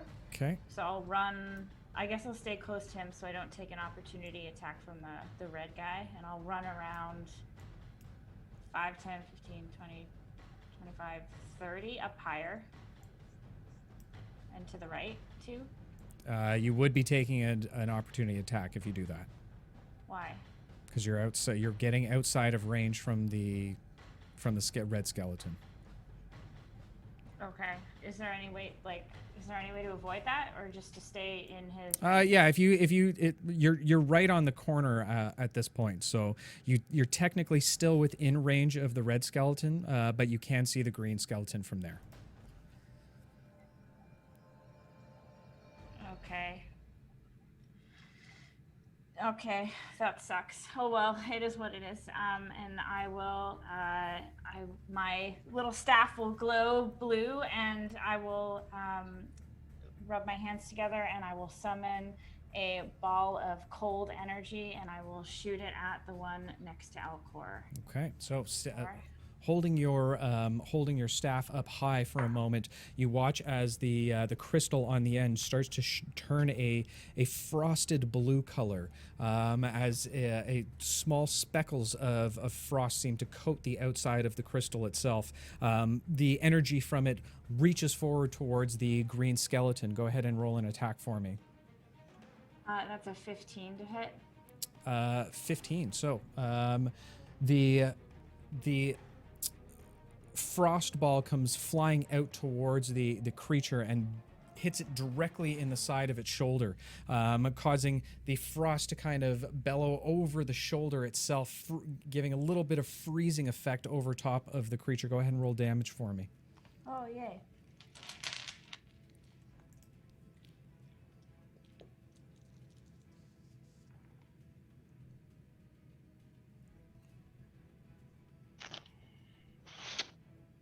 It's 14 points of cold damage. 14 points of cold damage. Wow, very good. So, as Alcor, you look in fear as the skeleton kind of looks down upon you. Its vacant eyes somehow kind of giving you a bit of a death stare. As it looks like it's going to reposition itself to attack, you watch as this blast of frost kind of covers over top of it, first kind of just melting over, scaling over the shoulder. It starts to cascade throughout the rest of the creature's body as the bones begin to become brittle from the frost as they start to break and tear and snap directly in front of you. The weight of it kind of hold over to the side a bit is just too much for it to bear as it begins to fall apart as the strands of hair quickly pull up back into the ceiling. Nice. One skeleton down. I will stand epically. You stand in your best heroic pose as possible. Alcor, you are up. What would you like to do?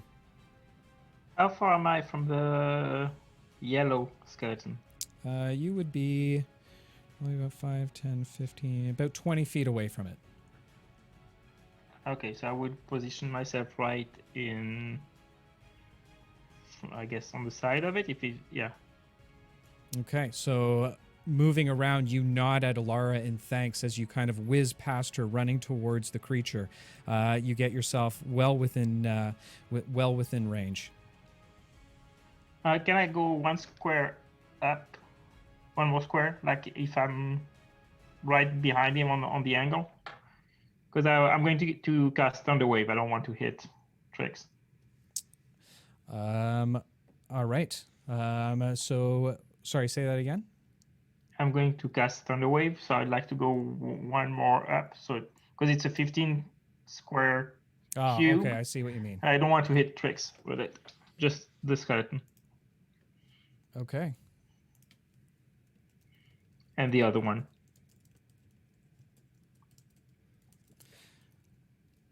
Whoops.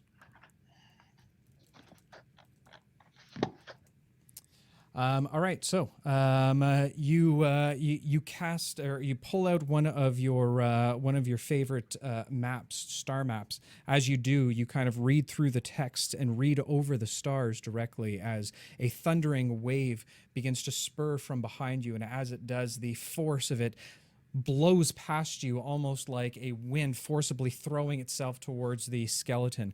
Is it a thunder wave? Is that a save, or is that a... It's a save. It's a constitution save. Okay. That is an utmost failure, as it does the winds of the thunder form quickly, sporadically go flying towards the yellow skeleton. Go ahead and roll attack damage for me, please, and thank you. So it's basically a 15 feet cube. So the blue one would be hit also. Okay. So as this wind blows, Trix, you kind of feel this rush of wind kind of move past you in a forceful manner. Your trinkets kind of trinkle in the air of the waves. You kind of hear them rumbling, almost like wind chimes. They both take 9 points of damage each, and they're pushed back 10 feet. Okay. So Sorry, so what's happening to me? You're not right. hit. No, Yeah, Eli's hanging above the blue skeleton from the hair strands that are controlling it like a puppet. Well, sorry, you are at the wrong place at the wrong time because you're still on the boxes on the map. So basically, you're taking the hit. Yeah, sorry So about that. That's my bad. Do I take 9 points too, or do I need to do a save? You need to do a save. Yeah, go What's ahead and the do. I'll save? let you do the save. It's a Constitution save. Oh my god.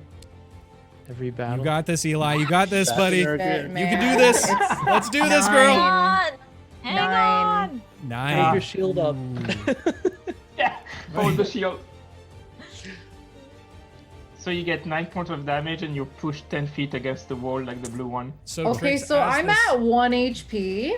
So Yeah. Oh boy. Trix, as Make the that 0. as the wind kind of flows past you, you watch as the blue and yellow skeleton go slamming up against the walls, and unfortunately, you watch as your small friend also goes slamming up against the wall, falling down to the ground once more, right beside the blue skeleton now, just on the other side of the crates. He looks badly wounded at this point. Why you gotta do Eli like that?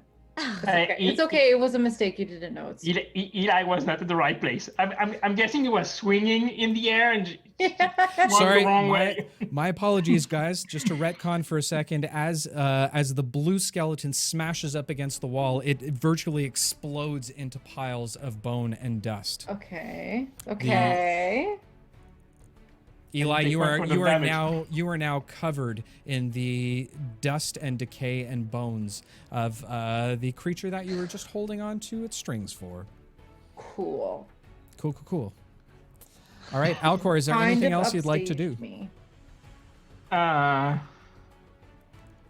just look at Eli, just shocked. He's like, "Oh, you were there. Okay."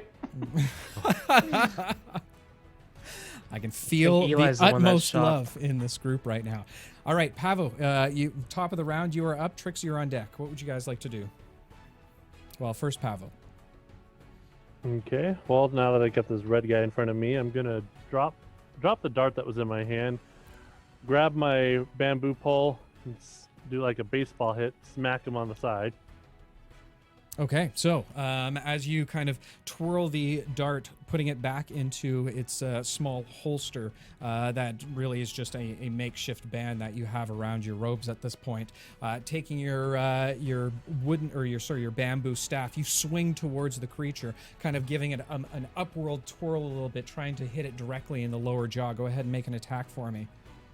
24 to hit. 24 absolutely hits. Go ahead and roll damage for me. The connection is loud. You hear a crack under the skeleton's jaw as a part of it kind of loosely hangs on from the hit. So that'd be a 13 damage, bludgeoning. Okay, so as you make the connection, you feel this immense sense of focus kind of flow over top of you, and the energy that you felt during your meditation begins to rise up once again from inside you. You think for just a brief moment, is this the key your master talked to you about? All of a sudden, you get this spur of energy behind you, and you get one additional attack as you hit it with a flurry of blows. Nice. So that would be with my quarterstaff or with martial arts? You can hit it with your quarterstaff, or you can hit it with an unarmed attack. Well, if it's flurry, then I'll do unarmed. Okay. So that would be a dirty 20 Dirty 20 absolutely hits. or 9 points. All right. So as you as the bow comes flying up, making connection, you smash it on the bottom of its skull, flipping the bow on over top of your head. You kind of reach down to the side, and as the momentum comes downward, bringing your foot up in a roundhouse kick, you hit it directly on the side of the skull's head as it completely separates from the neck as it goes flying across the room. The body then goes limp in the hair strands as they begin to move back up towards the ceiling. The rest of the body falls down dead. Sweet. With one enemy left, everybody's eyes on it. Trix, what would you like to do? I would like to cast Mind Sliver and jab a disorienting spike into their brainless brain. Okay, so focusing and closing your eyes for a moment, putting two fingers towards your head, you reach out and try and grab whatever consciousness you can find directly in front of you. You try your best, and you seem to have grabbed onto something. Go ahead and make an attack for me. Awesome. So it's an intelligence save. Right, it was a save. Sorry, my bad. I gotta update my list here Right. for you. Yeah. So as you connect with the creature, you open your eyes briefly. It now is looking directly into your eyes. You've seemingly made this connection telepathically between yourself and this creature.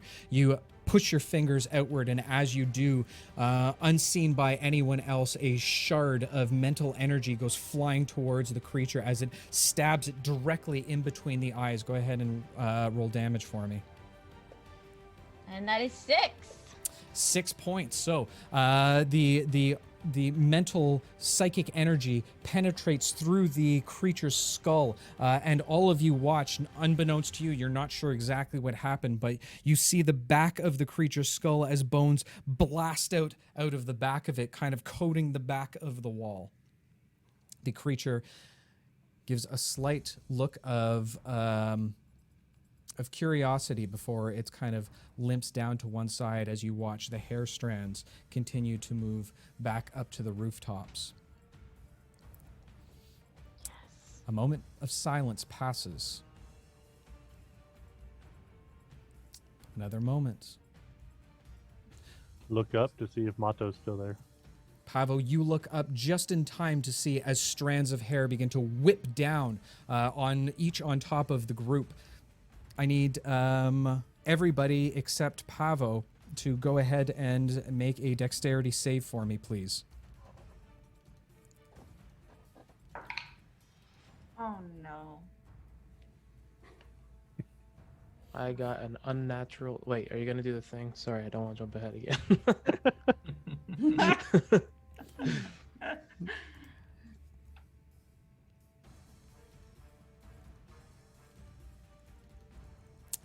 Dexterity save, guys? We're was waiting for you to We're call waiting me. for you. Waiting for me for what? I just told you, do dexterity saves. What? Because last Well, time I we said did the For initiative. order. Oh. Initiative, Yeah. I guess. That's the only time we wait. Yeah, the only time I ever really ask you guys is for initiative order because I have it written out. So, Oh, but yeah, okay, you guys 22. Okay. 22. Okay. 22 also. Ooh, We got an twinsies! unnatural Boo, boo, boo, 20. boo. Ooh, unnatural 20. Okay, Alcor. 11. 11. Ooh, okay. And Elara? What? 5. 5. Okay, so as a few of you are able to maneuver out of the way, more specifically Eli, still holding on to one side as you seem badly hurt from the being smashed against the wall. You're able to dodge once again back behind the crates. Trix, you take notice of what Eli's doing and are able to evade out of the way. Same with Ollie being able to somehow miraculously maneuver his large metallic body out of the way. Pavo, you as well were able to maneuver out of the way. Two strands come whipping down towards Alcor and Elara, one grappling onto Alcor and pulling him slightly off of the ground. Alcor, you are considered grappled at this point.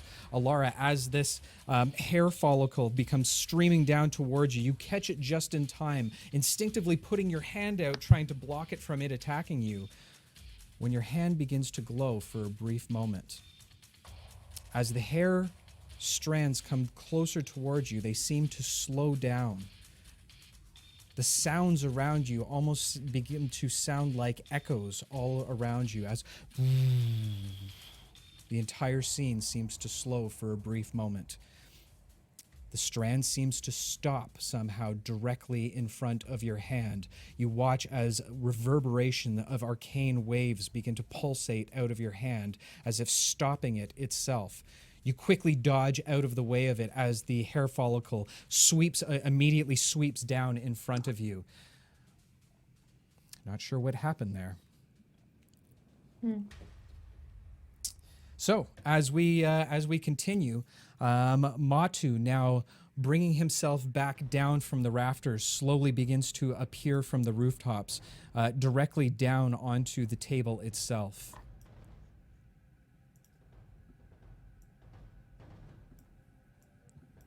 Mawtoo kind of grins at all of you as he holds his staff in one hand, his hair follicles kind of flapping out to the side of him. Next up on the list is... Trix, did you have a turn before? Oh, yeah, you did your mind sliver, so it is in fact Mawtoo's turn. He came down, he did the hair entangle. Eli, it is now your turn. What would you like to do? Do I have any of the healing potions from Granny May? High or low for your benefit? Hi.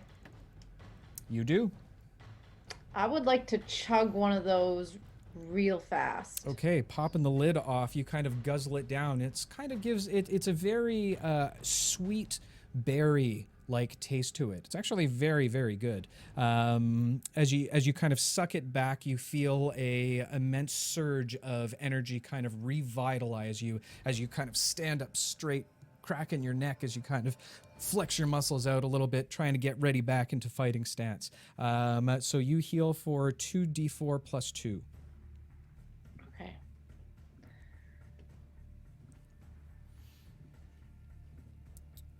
Shoot. I'm screwing this up. So I'll take care of it, but that's my turn, right? No, as per our homebrew rules, you can use a potion as your bonus action. Okay, so that will restore me to 10 points. And we have Mawtoo on the table, and that's the only enemy. Mawtoo is on the table. He's the only enemy. Does he see me? Because I'm kind of like behind the crates. Yeah, you're technically hidden right now. I am going to sit tight. Okay, you're going to hold your action? Okay, what are you holding for? If there's an opportunity, I want to see what he does. I don't know if he's gonna like attack us. Actually, where's Elara? Can I see Elara? Alcor? Can I see Alcor? Because he's grappled. Alcor, yes, he is grappled, hanging just off the ground by about 5 feet. There seems to be large hair follicles or hair strands completely wrapping around him, kind of tightening its grip on him as he kind of dangles there from above. Can I reach the strands of hair? You can certainly try. Okay, I'm gonna try to cut him loose. Okay, so running towards Alcor, your short sword braised high. Go ahead and make an attack roll for me, please.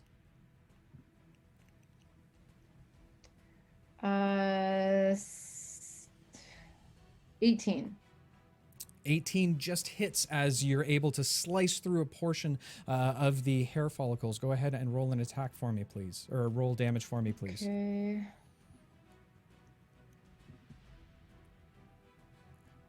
That is going to be... That was with my short sword? Unless you were hitting it with another sword? Yeah, no, I think so. Okay. So that's a 1, so that's a reroll. That is 9 points of damage. Okay, so slicing through about a quarter of the hair that seems to be grappling your friend Alcor, you continue to try and reach in to pull it apart, to try and get him out as much as possible. That brings us to Ollie. What would you like to do, Ollie? Elara, you're on deck. All right, I'm going to cast my Cure Wounds on Pavo. Okay. As you chant the incantation that your divine god had explained to you through its teachings. Pavo, you started to suddenly feel a warmth kind of radiate from your stomach outward, and as you do, the wounds that had been inflicted upon you seem to magically close themselves up, or reset certain parts of any bones that may or may not have been broken. Ollie, how many points of healing does he receive? 1d8 plus 3. Okay, so you need to roll that, Ollie. Oh.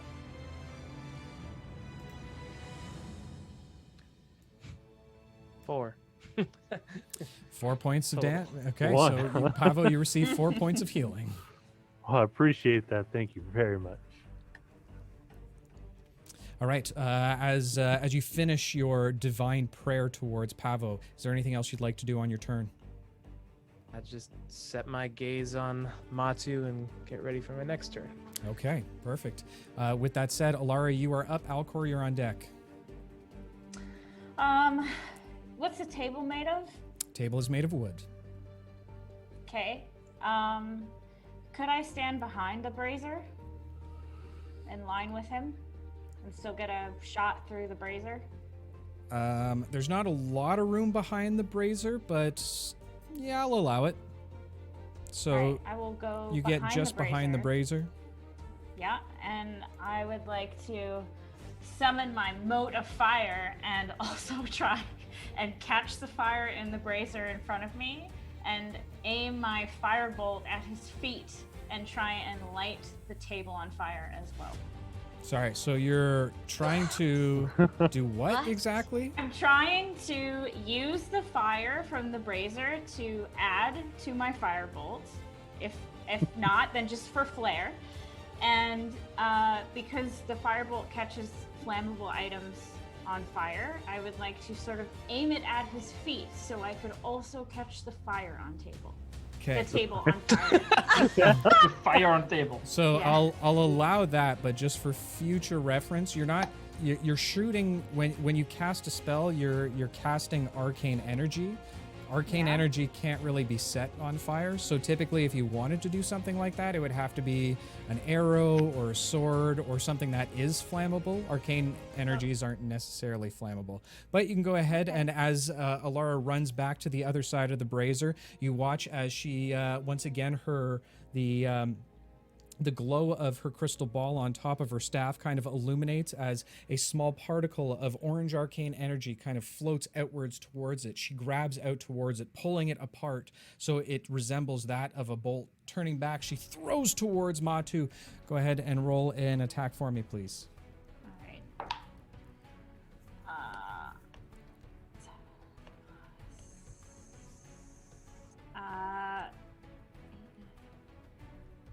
That's 14 to hit. 14 to hit. Were you aiming directly at Mawtoo or were you aiming his at the feet. table? I want to get his feet so that I can catch him and the table on fire. You gotta pick He can- one. Are you aiming at the table or his feet? Okay, fine. I'll just aim at him then. Okay, so you throw the bolt directly at him, and where it does miss Mawtoo, it does hit the table. See how that works? Wow. As the Okay. table begins to smoke with a bit of fire, it does seem like it might be catching on fire, but not just yet. It's not like it bursts into flames with a firebolt. Is there anything else you'd like to do on your turn? Sure, but actually the spell says that flammable objects do catch on fire. Just saying. Oh, I'm saying, I'm saying that it out it is catching on fire, but it's not like it Okay. bursts into flames like if you cast like fireball on it or something. Okay. Firebolt is a cantrip, right? So Okay, that's you it. got to be careful with those. Hey, waka waka waka waka. All right, Alcor, you're up. What would you like to do?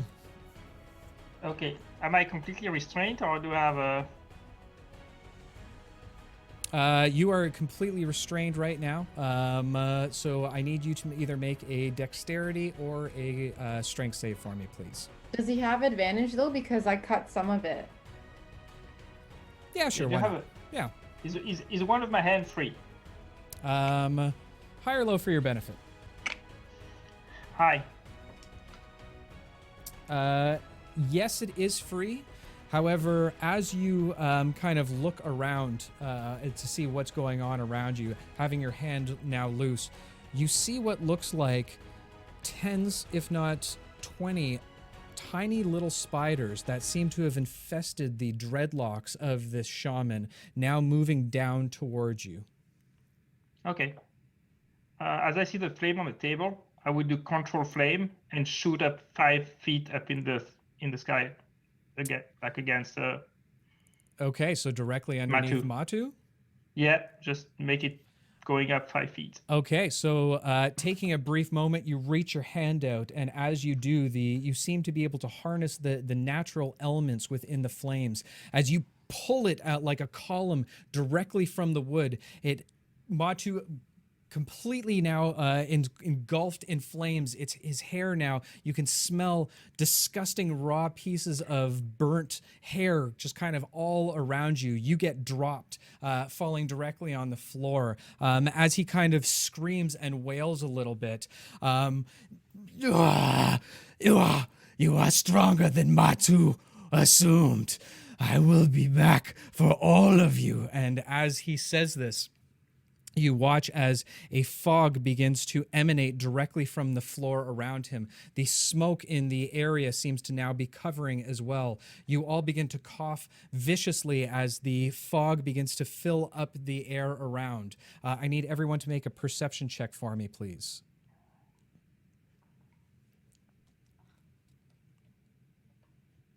Can I cast a spell? You can cast one more spell as long as it's a bonus action. No, I can't. 17. Dirty 17? 20. Okay. 8. 11. Okay. What are we rolling for? Perception. No, 7. Okay. So a few of you watch as Mawtoo, you can see the silhouette kind of disappear up into the rafters above once again. The fog now completely emanating all around you, making it difficult to see.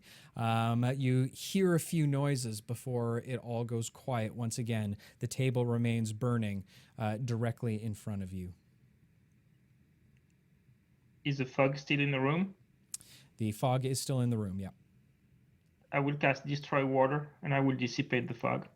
Very good. Okay, so destroying the water, it seems to have the exact effect as you need it to, as it kind of turns more into mist before it disappears. You look once again back up into the rafters, now fully lit from the fire that seems to be emblazing on the table. Mawtoo no longer seems to be within the rafters. Are you able to put out the fire? Yeah, put out the fire. I can't put out the fire. Can anyone can anyone put out the fire? I will do a control flame, and I will kill the flame.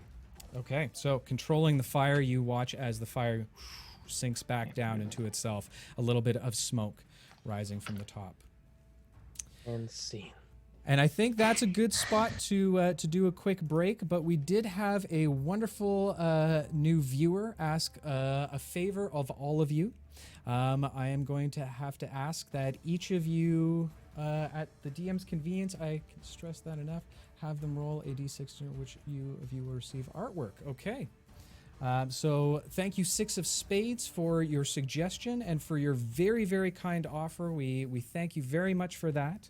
I'm going to go ahead and roll that, and it looks like Trix, our satyr warlock, could potentially be receiving some artwork from one of our members of the community. Six of Spades, thank you so much for the offer. That is so insanely nice of you. We really do appreciate it. We will absolutely be showing that on stream. We can do a couple things there, but thank you so much for your offer. And hey, if it's not too much to ask, maybe you can give us a little bit of a follow while you draw for us. And if there's anything that we can do to help promote you or your artwork, please let us know. We would be very happy to promote as much as we can from anything from our community. We do try and bolster our community as a whole as much as possible. So anything that we can do to help our members as well would be very, very much thankful. And thank you very much for that follow. Well, he needs a He needs a description. Six of spades. Genius. I'm gonna briefly turn it over to Trix for a moment, if she would go ahead and like to give a bit of a physical description of her character, please. A physical description of my character. Okay. Well, I'm a satyr, so I'm half goat. I have some horns. I like to wear a woolen hat that my horns poke through. And I have all kinds of jewelry and gadgets hanging from my horns. I wear a long coat. I have some gloves with no fingers. I have lots of shabby looking clothes and sometimes one or two glamorous looking pieces that I may take for myself. And I have a big long braid coming out the back of my hat. So if you didn't catch all of that, Six of Spades, what we'll do is we will send you a DM, a private message with a written description over the course of our break. We're going to take a short 10-minute break now. Go get some apple juice as needed, and we will be back shortly. But once again, thank you everyone for watching so far. We will be back ASAP to continue our evening's adventure. Stay tuned, everyone. Welcome back, everyone. Did you miss us while we were gone? Because we missed you like crazy. I know I did. How's everybody doing in chat? Everybody feeling good so far? I see we have an audience poll going, whether Eli or Alcor is going to hit Eli with water or electricity next week. I think across the streams, I think that's a real toss-up at this point. I mean, whether it's fire this week, water next week, who knows? Who knows? We're gonna have a Captain Planet version of attacks just specifically towards Eli from Alcor.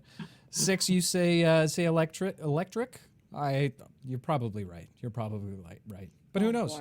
Hey, tune in next week when we find out exactly how Alcor is going to damage Eli this week. My table, ladies and gentlemen, my table. All right. Without further ado, let's hop back into tonight's episode. And we will let's do this one again.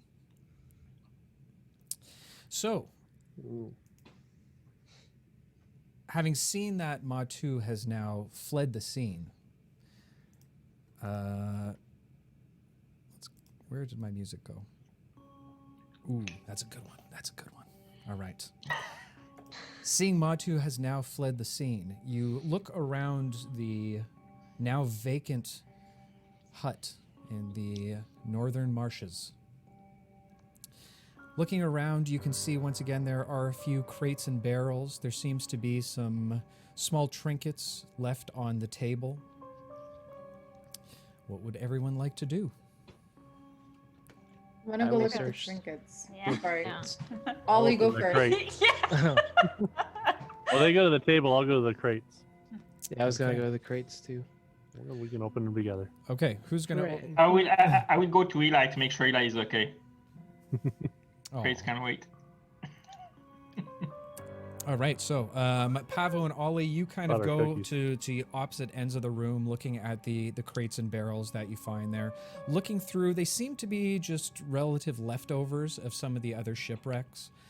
Searching through everything, you find what seem to be a pair of engraved bone dice, a small silver bracelet, and 50 copper pieces. Wow, it's a lot for our group. Yeah. For pieces? Guys are They still balling make out of those? control. Silver? Sorry, what'd you say, Pavo? I was just writing. Sorry. Okay. And Alcor, you're going to go over to Eli. Yeah, just to make sure he's okay. Just no commotion or not bleeding too much, and just glad you're okay. There, and just move on. Okay. Oh, can we do one of those like awkward? You know how guys like pat each other on the back because they don't want to like show any emotion? Can we do one of those? Oh, we'll do better than that. I need you both to make sleight of hand checks for me, please. Oh. Whoa.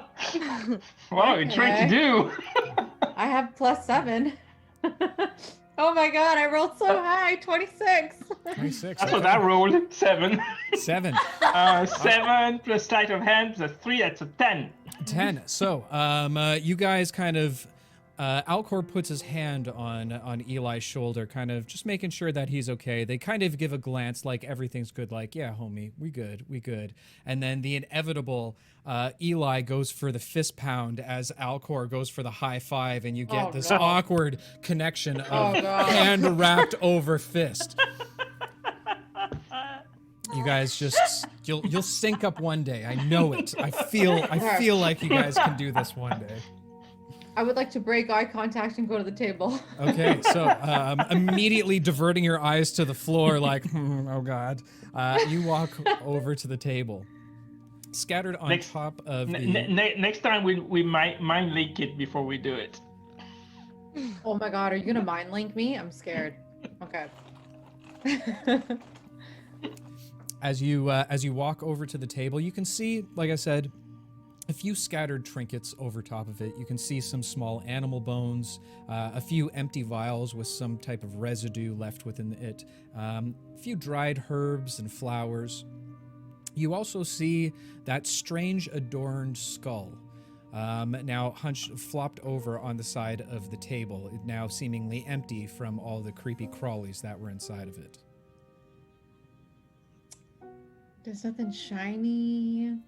The skull is quite shiny with the bronze plating all around it. You can see a number of etched in, like I said, voodoo symbols or sigils within, or some type of tribal-like symbolism, very different from the druidic ruins that you might have come across.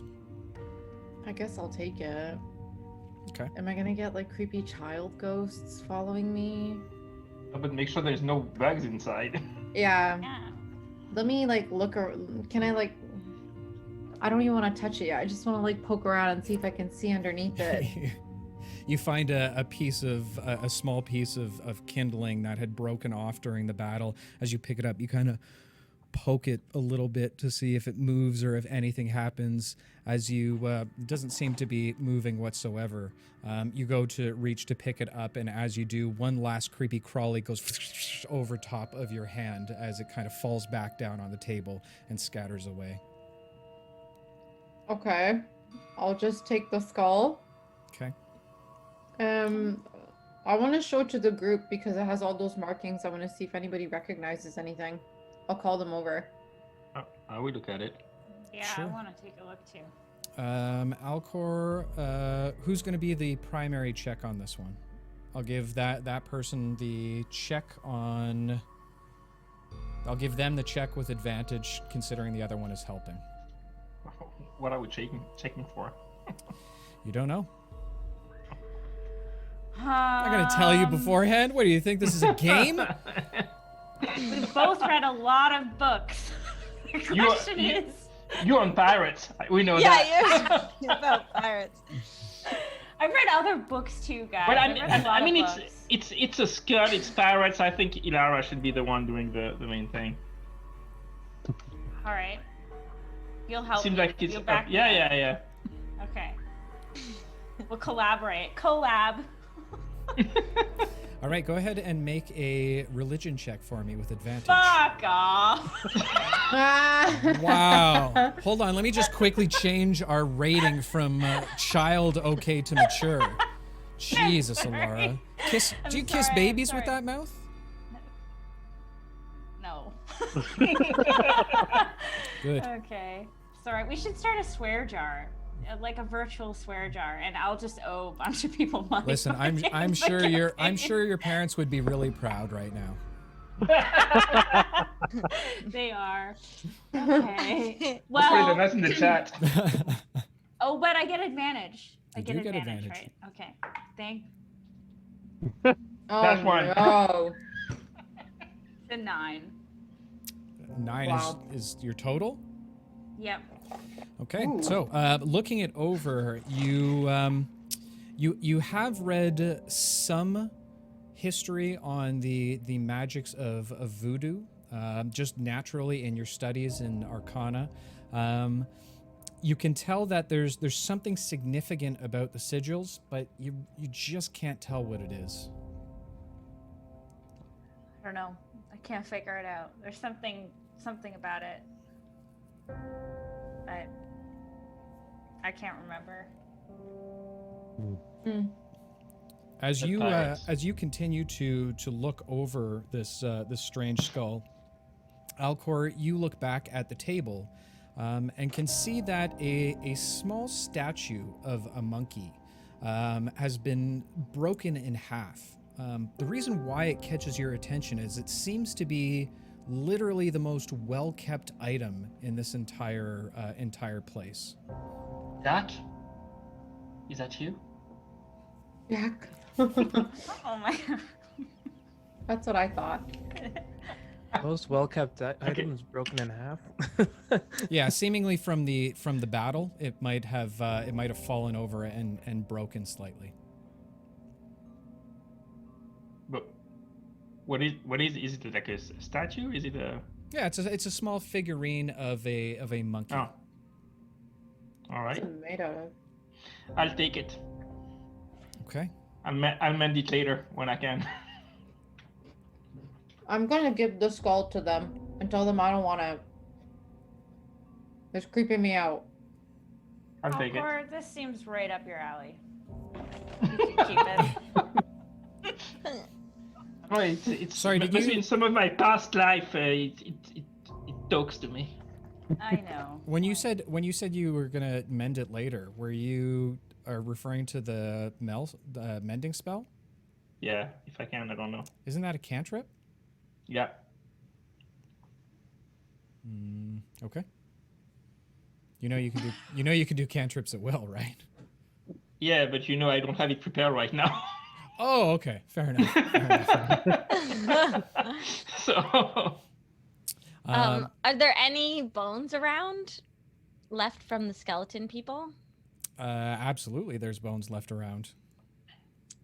Is there anything with their bones? Ooh. Go ahead and make an investigation check for me. I don't like that question. Did someone take the silver bracelet while she's doing that? Just curious. That is 8. Right here. 8, where you do find a bit of the torn clothes and pieces of armor, as well as the rusted weapons that they were wielding. There's not really that much beyond that. Okay, I will take 2 bones. Ooh, Okay. You take 2 of the bones. weird. She's got a bone to pick. Can I go knock over some barrels? Just knock them over. Yeah. The barrels. Yeah, sure. If you want to go knock them over. Yeah, I want to see if anything comes out of them. Well, the Pavo and Ollie have thoroughly done a search throughout them. Yeah, but there's some on either side.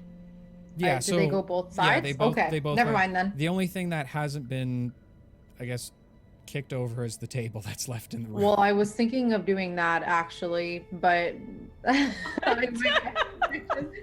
won't. I just want to glance under it though. I want to see if there's anything like underneath. Make an investigation check for me. Okay. It must have gone somewhere. I don't think it bounced out. Well, that is poopy. 7. 7, where you kind of go underneath and you're looking around on all fours. You seem to find a bit of the tiling that's looser than the rest of the floor. Guys, I think there's a trap door. Maybe that's why he had the bodies of all the kids he killed. Now I will kick over the table. Wait! Wait!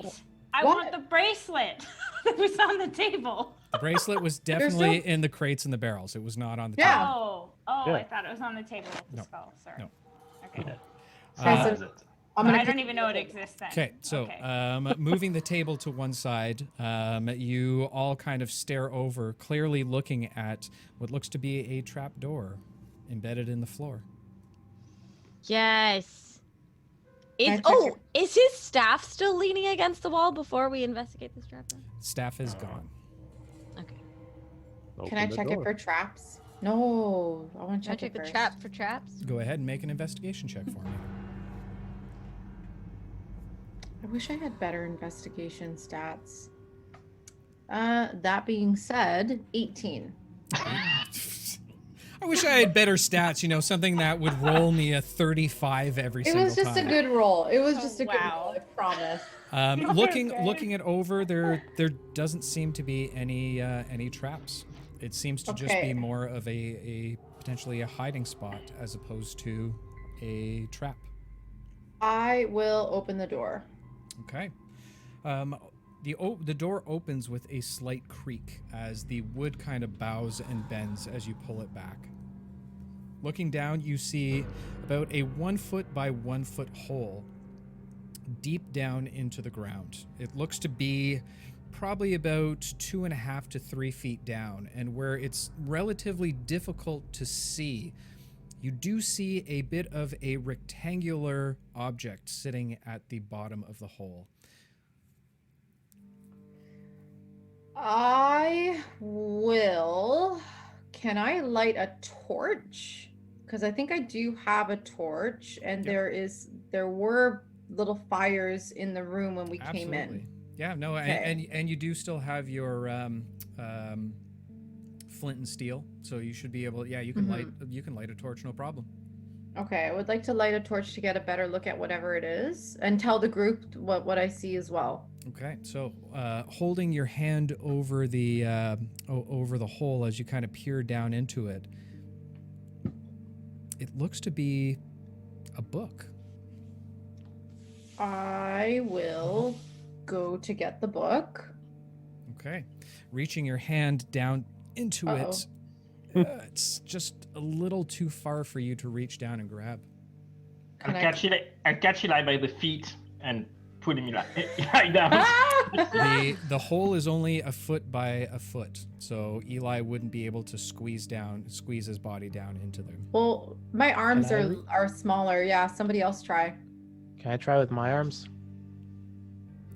Looking down again, it's probably around 2.5 to 3 feet, so it's just out of arm's reach. Does anyone have mage hand or something? Mm-mm. Oh, I could send. Can my fox? Can Shadow go? Can Shadow fit? A small creature would possibly be able to fit through. All right. Not a squirrel though. Not the squirrel. I All think right. I think Eli has a new nickname. Yeah, apparently. I'll say, okay, Shadow, you can come down now. Okay, so Shadow Go for kind it. of pops off your shoulder and apparates directly in front of you, not actually jumping down, but kind of standing up, going to leap, and then disappearing, only to apparate directly in front of the hole. It looks down the hole and then kind of looks back up at you, looking for confirmation. It's okay. I'll be with you the whole time. I'll be talking to you. It'll be fine. Don't worry. And if kind you of- feel scared of your own free will, you can come back. Wow, that doesn't sound of your own free will. It Shadow closes its eyes and kind of nods its head a little bit before pouncing down into the hole.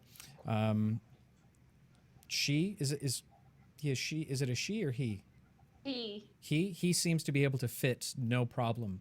As you receive a telepathic notification that tells you that he has the book within its claw, within its teeth. Okay, come back. It takes a moment, but you see as the fox kind of pulls itself back up now with what looks to be a tome or a journal wrapped in its or clenched in its jaws. Oh, good boy. I will crouch down and give him a good pet and say, thank you so much. This is so right up my alley. And I will take the book. He kind of pushes his head upward as he bows slightly, knowing he did a good job as you kind of pet and stroke the back of his hair. He kind of just stands by and waits for you with the book now dropped at his feet. I'll pick up the book and say, want to come back up? And I'll put my arm out so he can Yeah, he immediately just kind of ignores your arm and jumps directly onto your shoulder and wraps around your neck like a nice scarf or something along those lines. Can I open the book and read it and see what it is? Sure. What does the cover say anything? Like, do not read this book, you'll die of a horrible curse or anything like that? Yeah, that's exactly what it says. It says on it, do not read or you'll die of a horror. No. There seems to be some markings on the front, but again, it's more of the voodoo symbolism as opposed to actual words. All right. Can I open it and just sort of leaf through it? Not do a heavy reading, obviously. Sure. You open the book and begin to scan through it, and as you do, you realize that this is in fact Mawtoo's journal. Most of it are these strange ramblings of a madman, but you do come across 3 particular passages that seem to hold some value to you, knowing what you know now. The first says, "The old gods have not left this place. They lie in wait for those who lead the new gods. The king from the jungle, Lord Kabathi, will be blessed to rule the seas with his pet by his right and Mawtoo on his left. Once Lord Kabathi and Mawtoo deliver the king's army, it's only a matter of time for the king to find his trophies and ascend to the skies." That is rather ominous. Flipping through a few more pages, you find another passage. "Failings, failings, failings. Why do the pirates bring such weak subjects? Mawtoo does not trust Captain Talia, and neither should Lord Kabathi. Why will he not listen to Mawtoo? I am meant to be his advisor. These failings are not Mawtoo's fault." You flip through a few more. Finally, a breakthrough. Rumors have come that Talia's eastern outpost has fallen from a warrior with a black stone axe. One survivor saw him flee towards the west. Mawtoo will track the warrior, capture him, and make Lord Kabathi the ultimate scion. Well, I share everything with the group. I would read it out loud. Sure.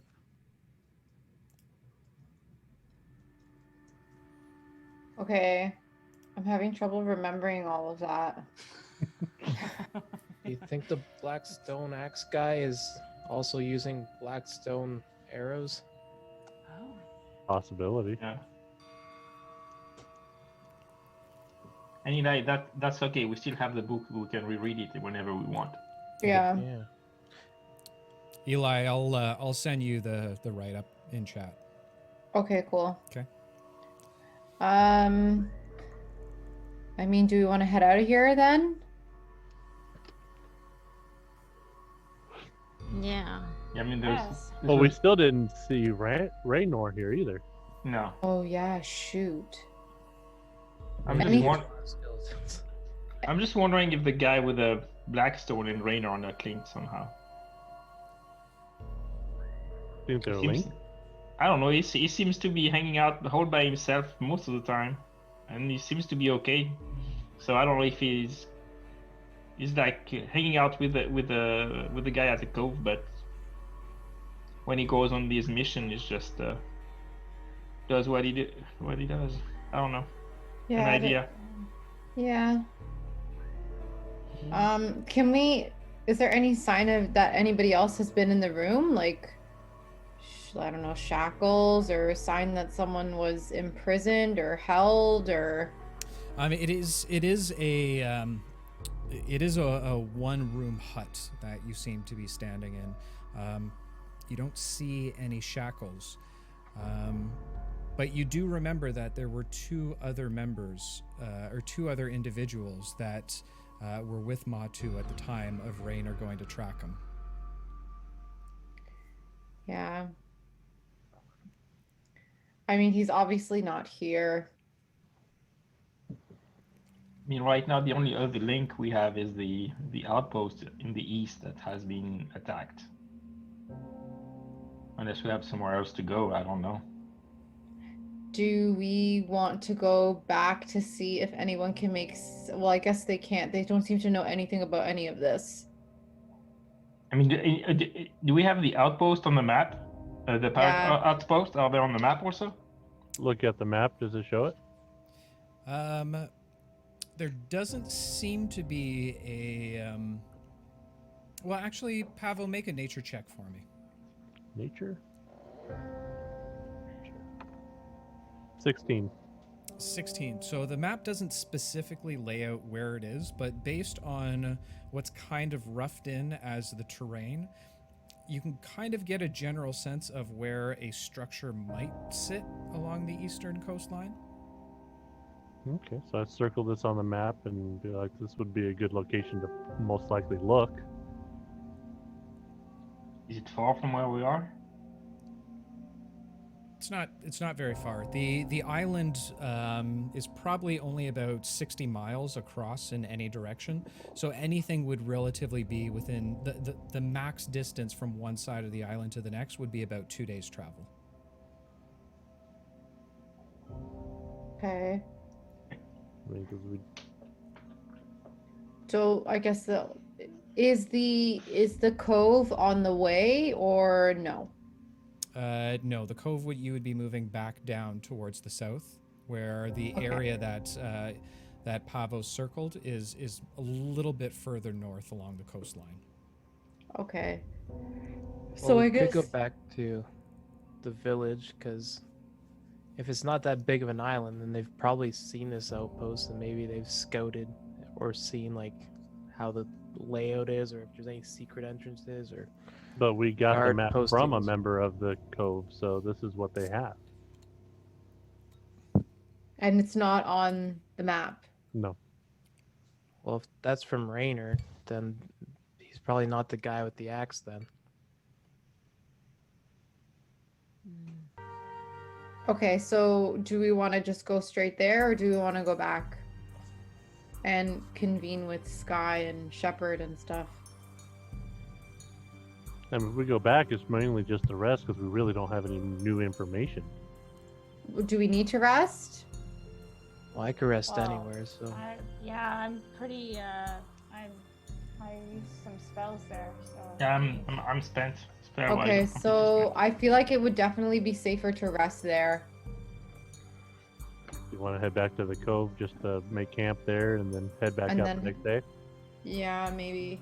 Unless Or we- anybody. we can Okay. rest in this nice hut beside the nice warm braziers. It stinks in here. Creepy. And the corpses. Let's get out of here. Yeah. Oh yeah, I wouldn't like the smell. Okay. No, I'm done with this place. Okay. You guys begin to leave the hut, and as you make your way outside, you are surprised as you see probably only about 30 feet away from you, directly in front of you, seems to be glowing pink lights, small pink lights that seem to kind of flutter and flicker in the air. Are those Oh, those so pixies I pretty. remember? Yeah. They're They- so pretty. I go running to them. I Okay. will also run to them. You both sound of music with your hands sprayed back, ready to break out into song towards the pixies. As you approach, they kind of just hover until Pavo gets there. As Pavo walks up, one particular sparkle of light moves towards Pavo and moves kind of directly in front of his face. Sky One, we have been watching. You are all very strong. Do you need our help with something? We could use help if you would be willing to help us. Perhaps we can help each other. Please, if you'll come with us to the Pixie Village, our elder will be able to explain all. You guys all want to go to a pixie village? I'm so down to go to a pixie village. Absolutely want to see all the pixies. Lead the way, my new friend. And we can use the help. The pixies kind of scatter off, kind of whizzing and whirling back and forth. They look like colorful illuminated ribbons as they soar through the sky in front of you. Not moving too quickly to be out of range, but just enough that it creates this beautiful dance on the air itself. The pixies lead you further into the thick of the forest. You travel for a little over an hour before emerging into a small clearing. The area is dimly lit, but it is lit by... Oh, let me get rid of scary music. We're not in scary area now anymore. I don't know, they're tricksters. Nah, they're good.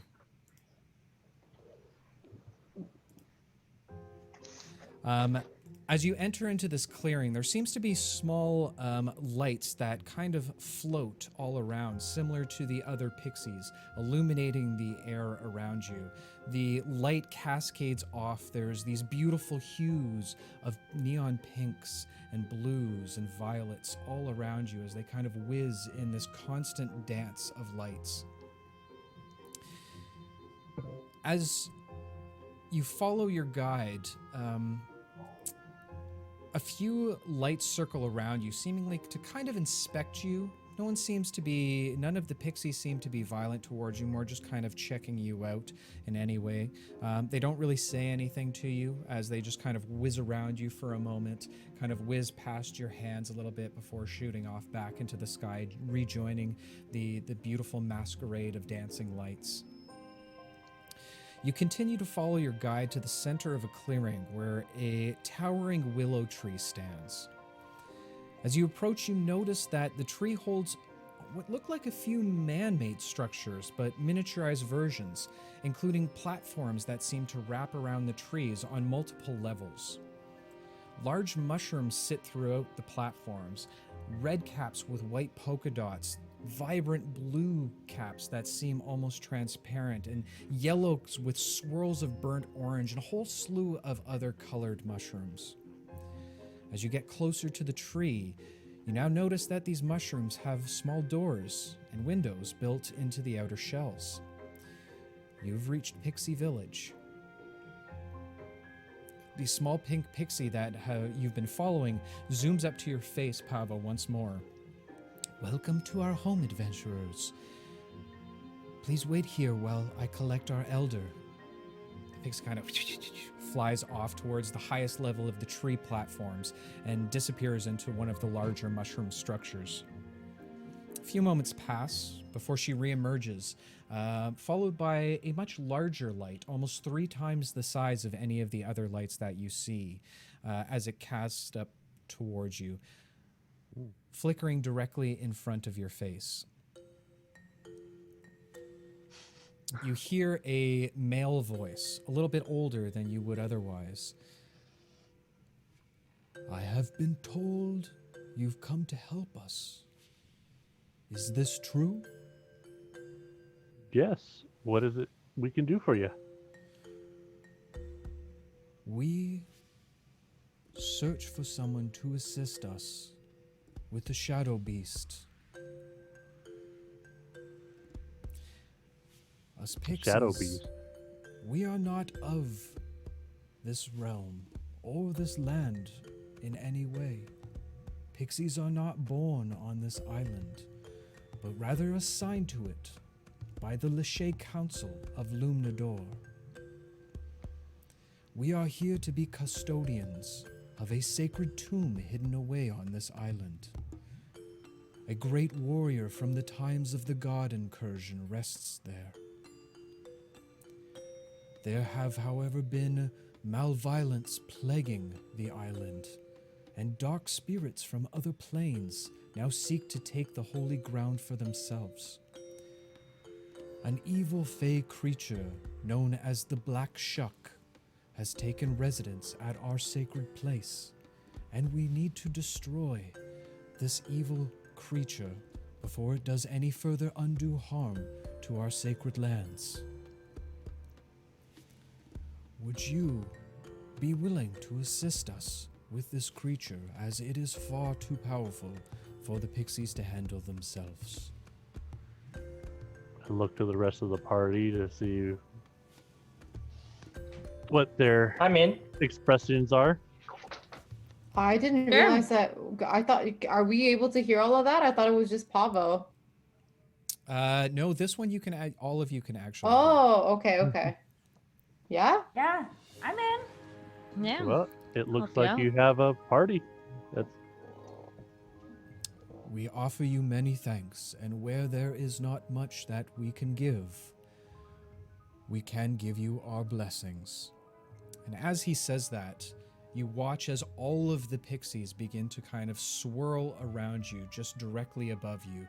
Their dances seem to get a little bit more energetic as you watch as these small lights swirl around you, now turning into almost multiple ribbons of light of different vast colors. You all watch in amazement and almost a sense of joy as you watch these beautiful creatures do their dance. And as they get faster and faster, you watch as dust, a light illuminated dust, begins to start sprinkling down from the tops. The dust begins to flow over top of you as a strange energy begins to fill you. For a brief moment, you feel almost like there's electricity coursing through your veins, like a burst of some type of eternal fire. Your skin begins to glow as the dust has now thoroughly coated your skins.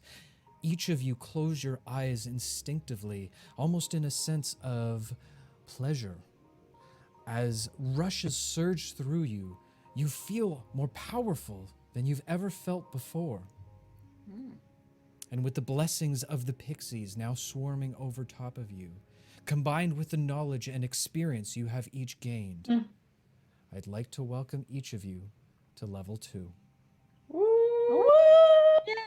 All right. Woo! And I think that's where we're going to wrap up for the evening. Aw. Boo. I know, it's just one of those things that you could just keep on going. I know. Yes, 6 of spades, level 2. We finally made it. Finally. Yes. But we do have one last thing that we need to take care of before we can fully level. And I know each of you might have your own individual features and abilities that you will be engaging into, and I don't want you to get into too much of it now. But we do have some dice rolls to take care of. Say it's So- so scary, like you're gonna I know. I was like, take what is he dice or gonna something. say? Before we go ahead and end our episode for tonight, each of you need to roll your hit dice for your increase in HP. And considering that we have such a wonderful community around us right now, I'm going to let them actually roll for you. Oh boy. So we'll start from the top left. Elara, what is your hit dice? Oh man, that's a really good question. If you go up into D&D Beyond, if you take Yeah. a look at your short rest, it should tell you there Oh right. exactly what your hit dice It's are. a D6. D6. All right. So I'm going to randomly pick someone from our user list that is watching us right now, and I see that why not? He's done, or he or she, I'm not sure, but they've done us a wonderful deed tonight and are going to be doing some artwork for us. So 6 of spades, if you are still with us, if you would go ahead and roll a D6 for me, please. Please roll very high. He also wanted to know if Trix has pants. Right? Yeah, we responded. Oh.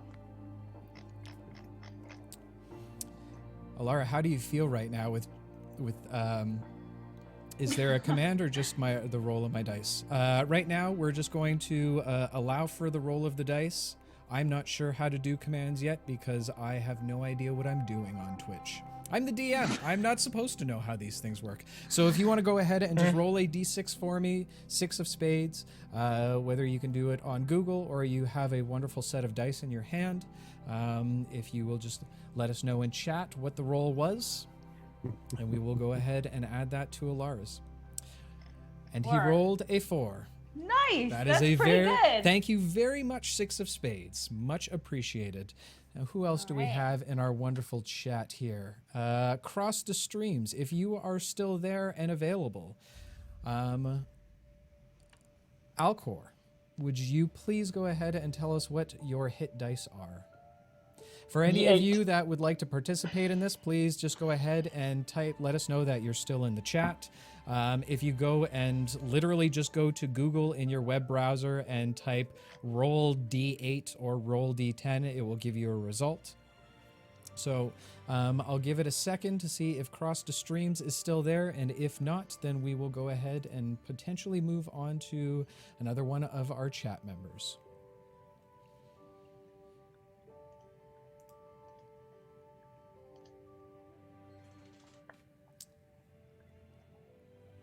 Was that an 8 die? Yeah. So we are looking for a roll of a D8. Please and thank you, Cross to Streams.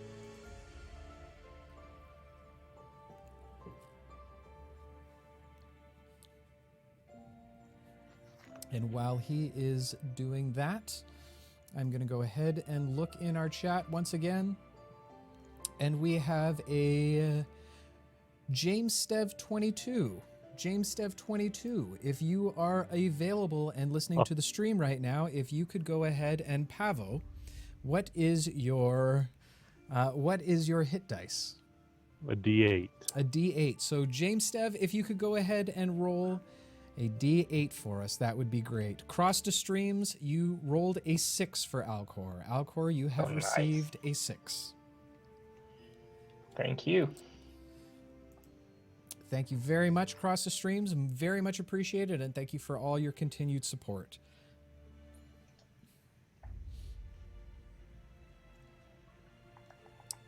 Okay. If there is anyone else within the chat that would like to participate, please let us know right now, or alternatively, we'll just go ahead and I will complete the rolls for everyone.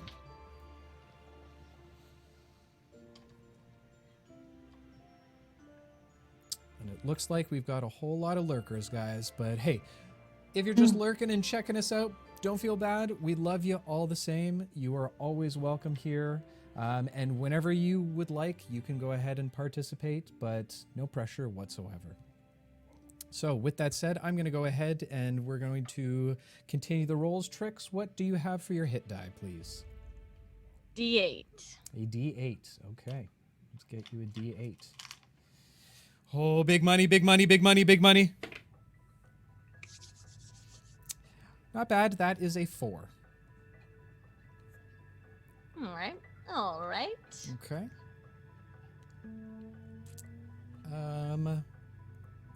Well, I've gone ahead and rolled 1. 6 of spades. Would you like to roll another one for us?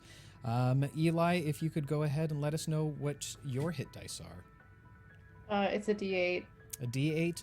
6 of spades. If you could please go ahead and roll a D8 for us and let us know what the results are. Thank you kindly, my friend.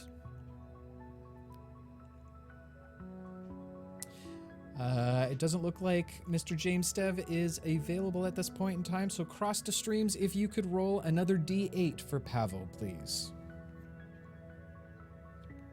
Fate rests in your hands.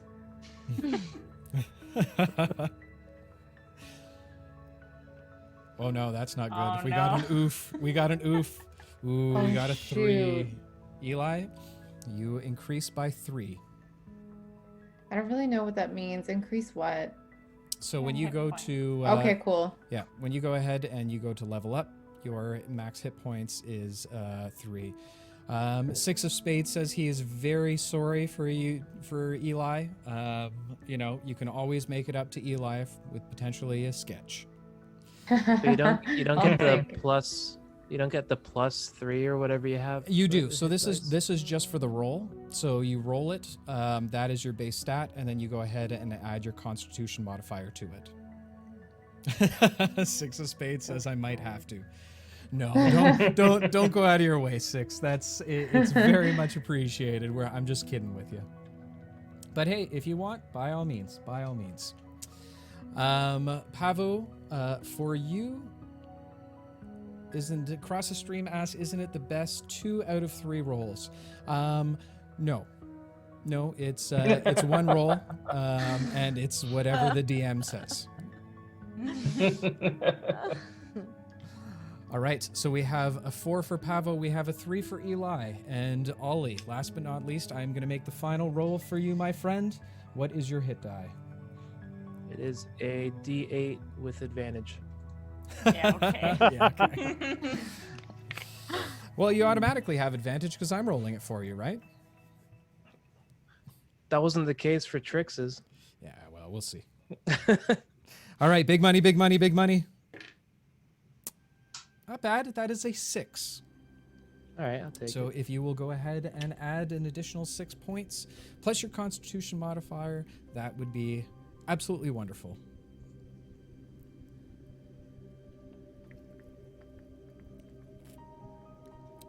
Now, I'm sure all of you have many things to do in terms of increasing your stats, and we can't wait to see what all of our members do.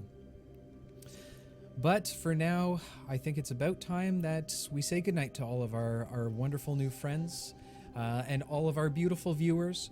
Just a quick reminder, if you like us, if you like staring at our dumb faces, we do have a couple other shows.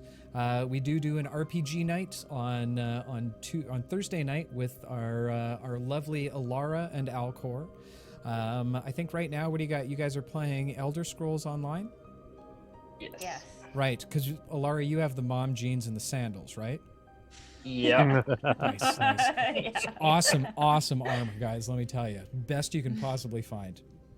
Other than that, if you're more of a D&D nerd like myself, on Sunday mornings around noon every week, we do a world building session where a lot of our community comes together. We build things for this campaign. We take a look at each other's stuff. We do a positive critique of everything. We kind of give some insight and some ideas behind everything. So really, it's just a fun time for everybody to come hang out. So we'd love to see you there. If you like world building, or even if you don't, I just love to see all your lovely faces. I will certainly be back next time to roll for another portrait. Seeing as your performance check was a natural 20, thank you so much for the kind words, 6 of Spades. I'm sure that our channel mods have probably already reached out to you, but if not, Careful Cantrip will reach out to you directly. Yeah, we would love to see your artwork and help promote it in any way that we can, if you'd like. If not, then we'd be more than happy to feature it as avatars and some fan art on our channel next time.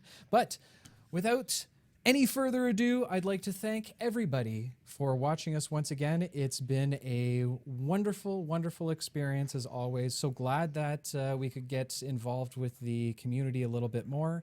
And until the very next time, adventurers, be careful out there. You can trip. We'll see you in the next one, everyone. Take care. We'll see you next week. Love you all. Love your faces. Bye-bye.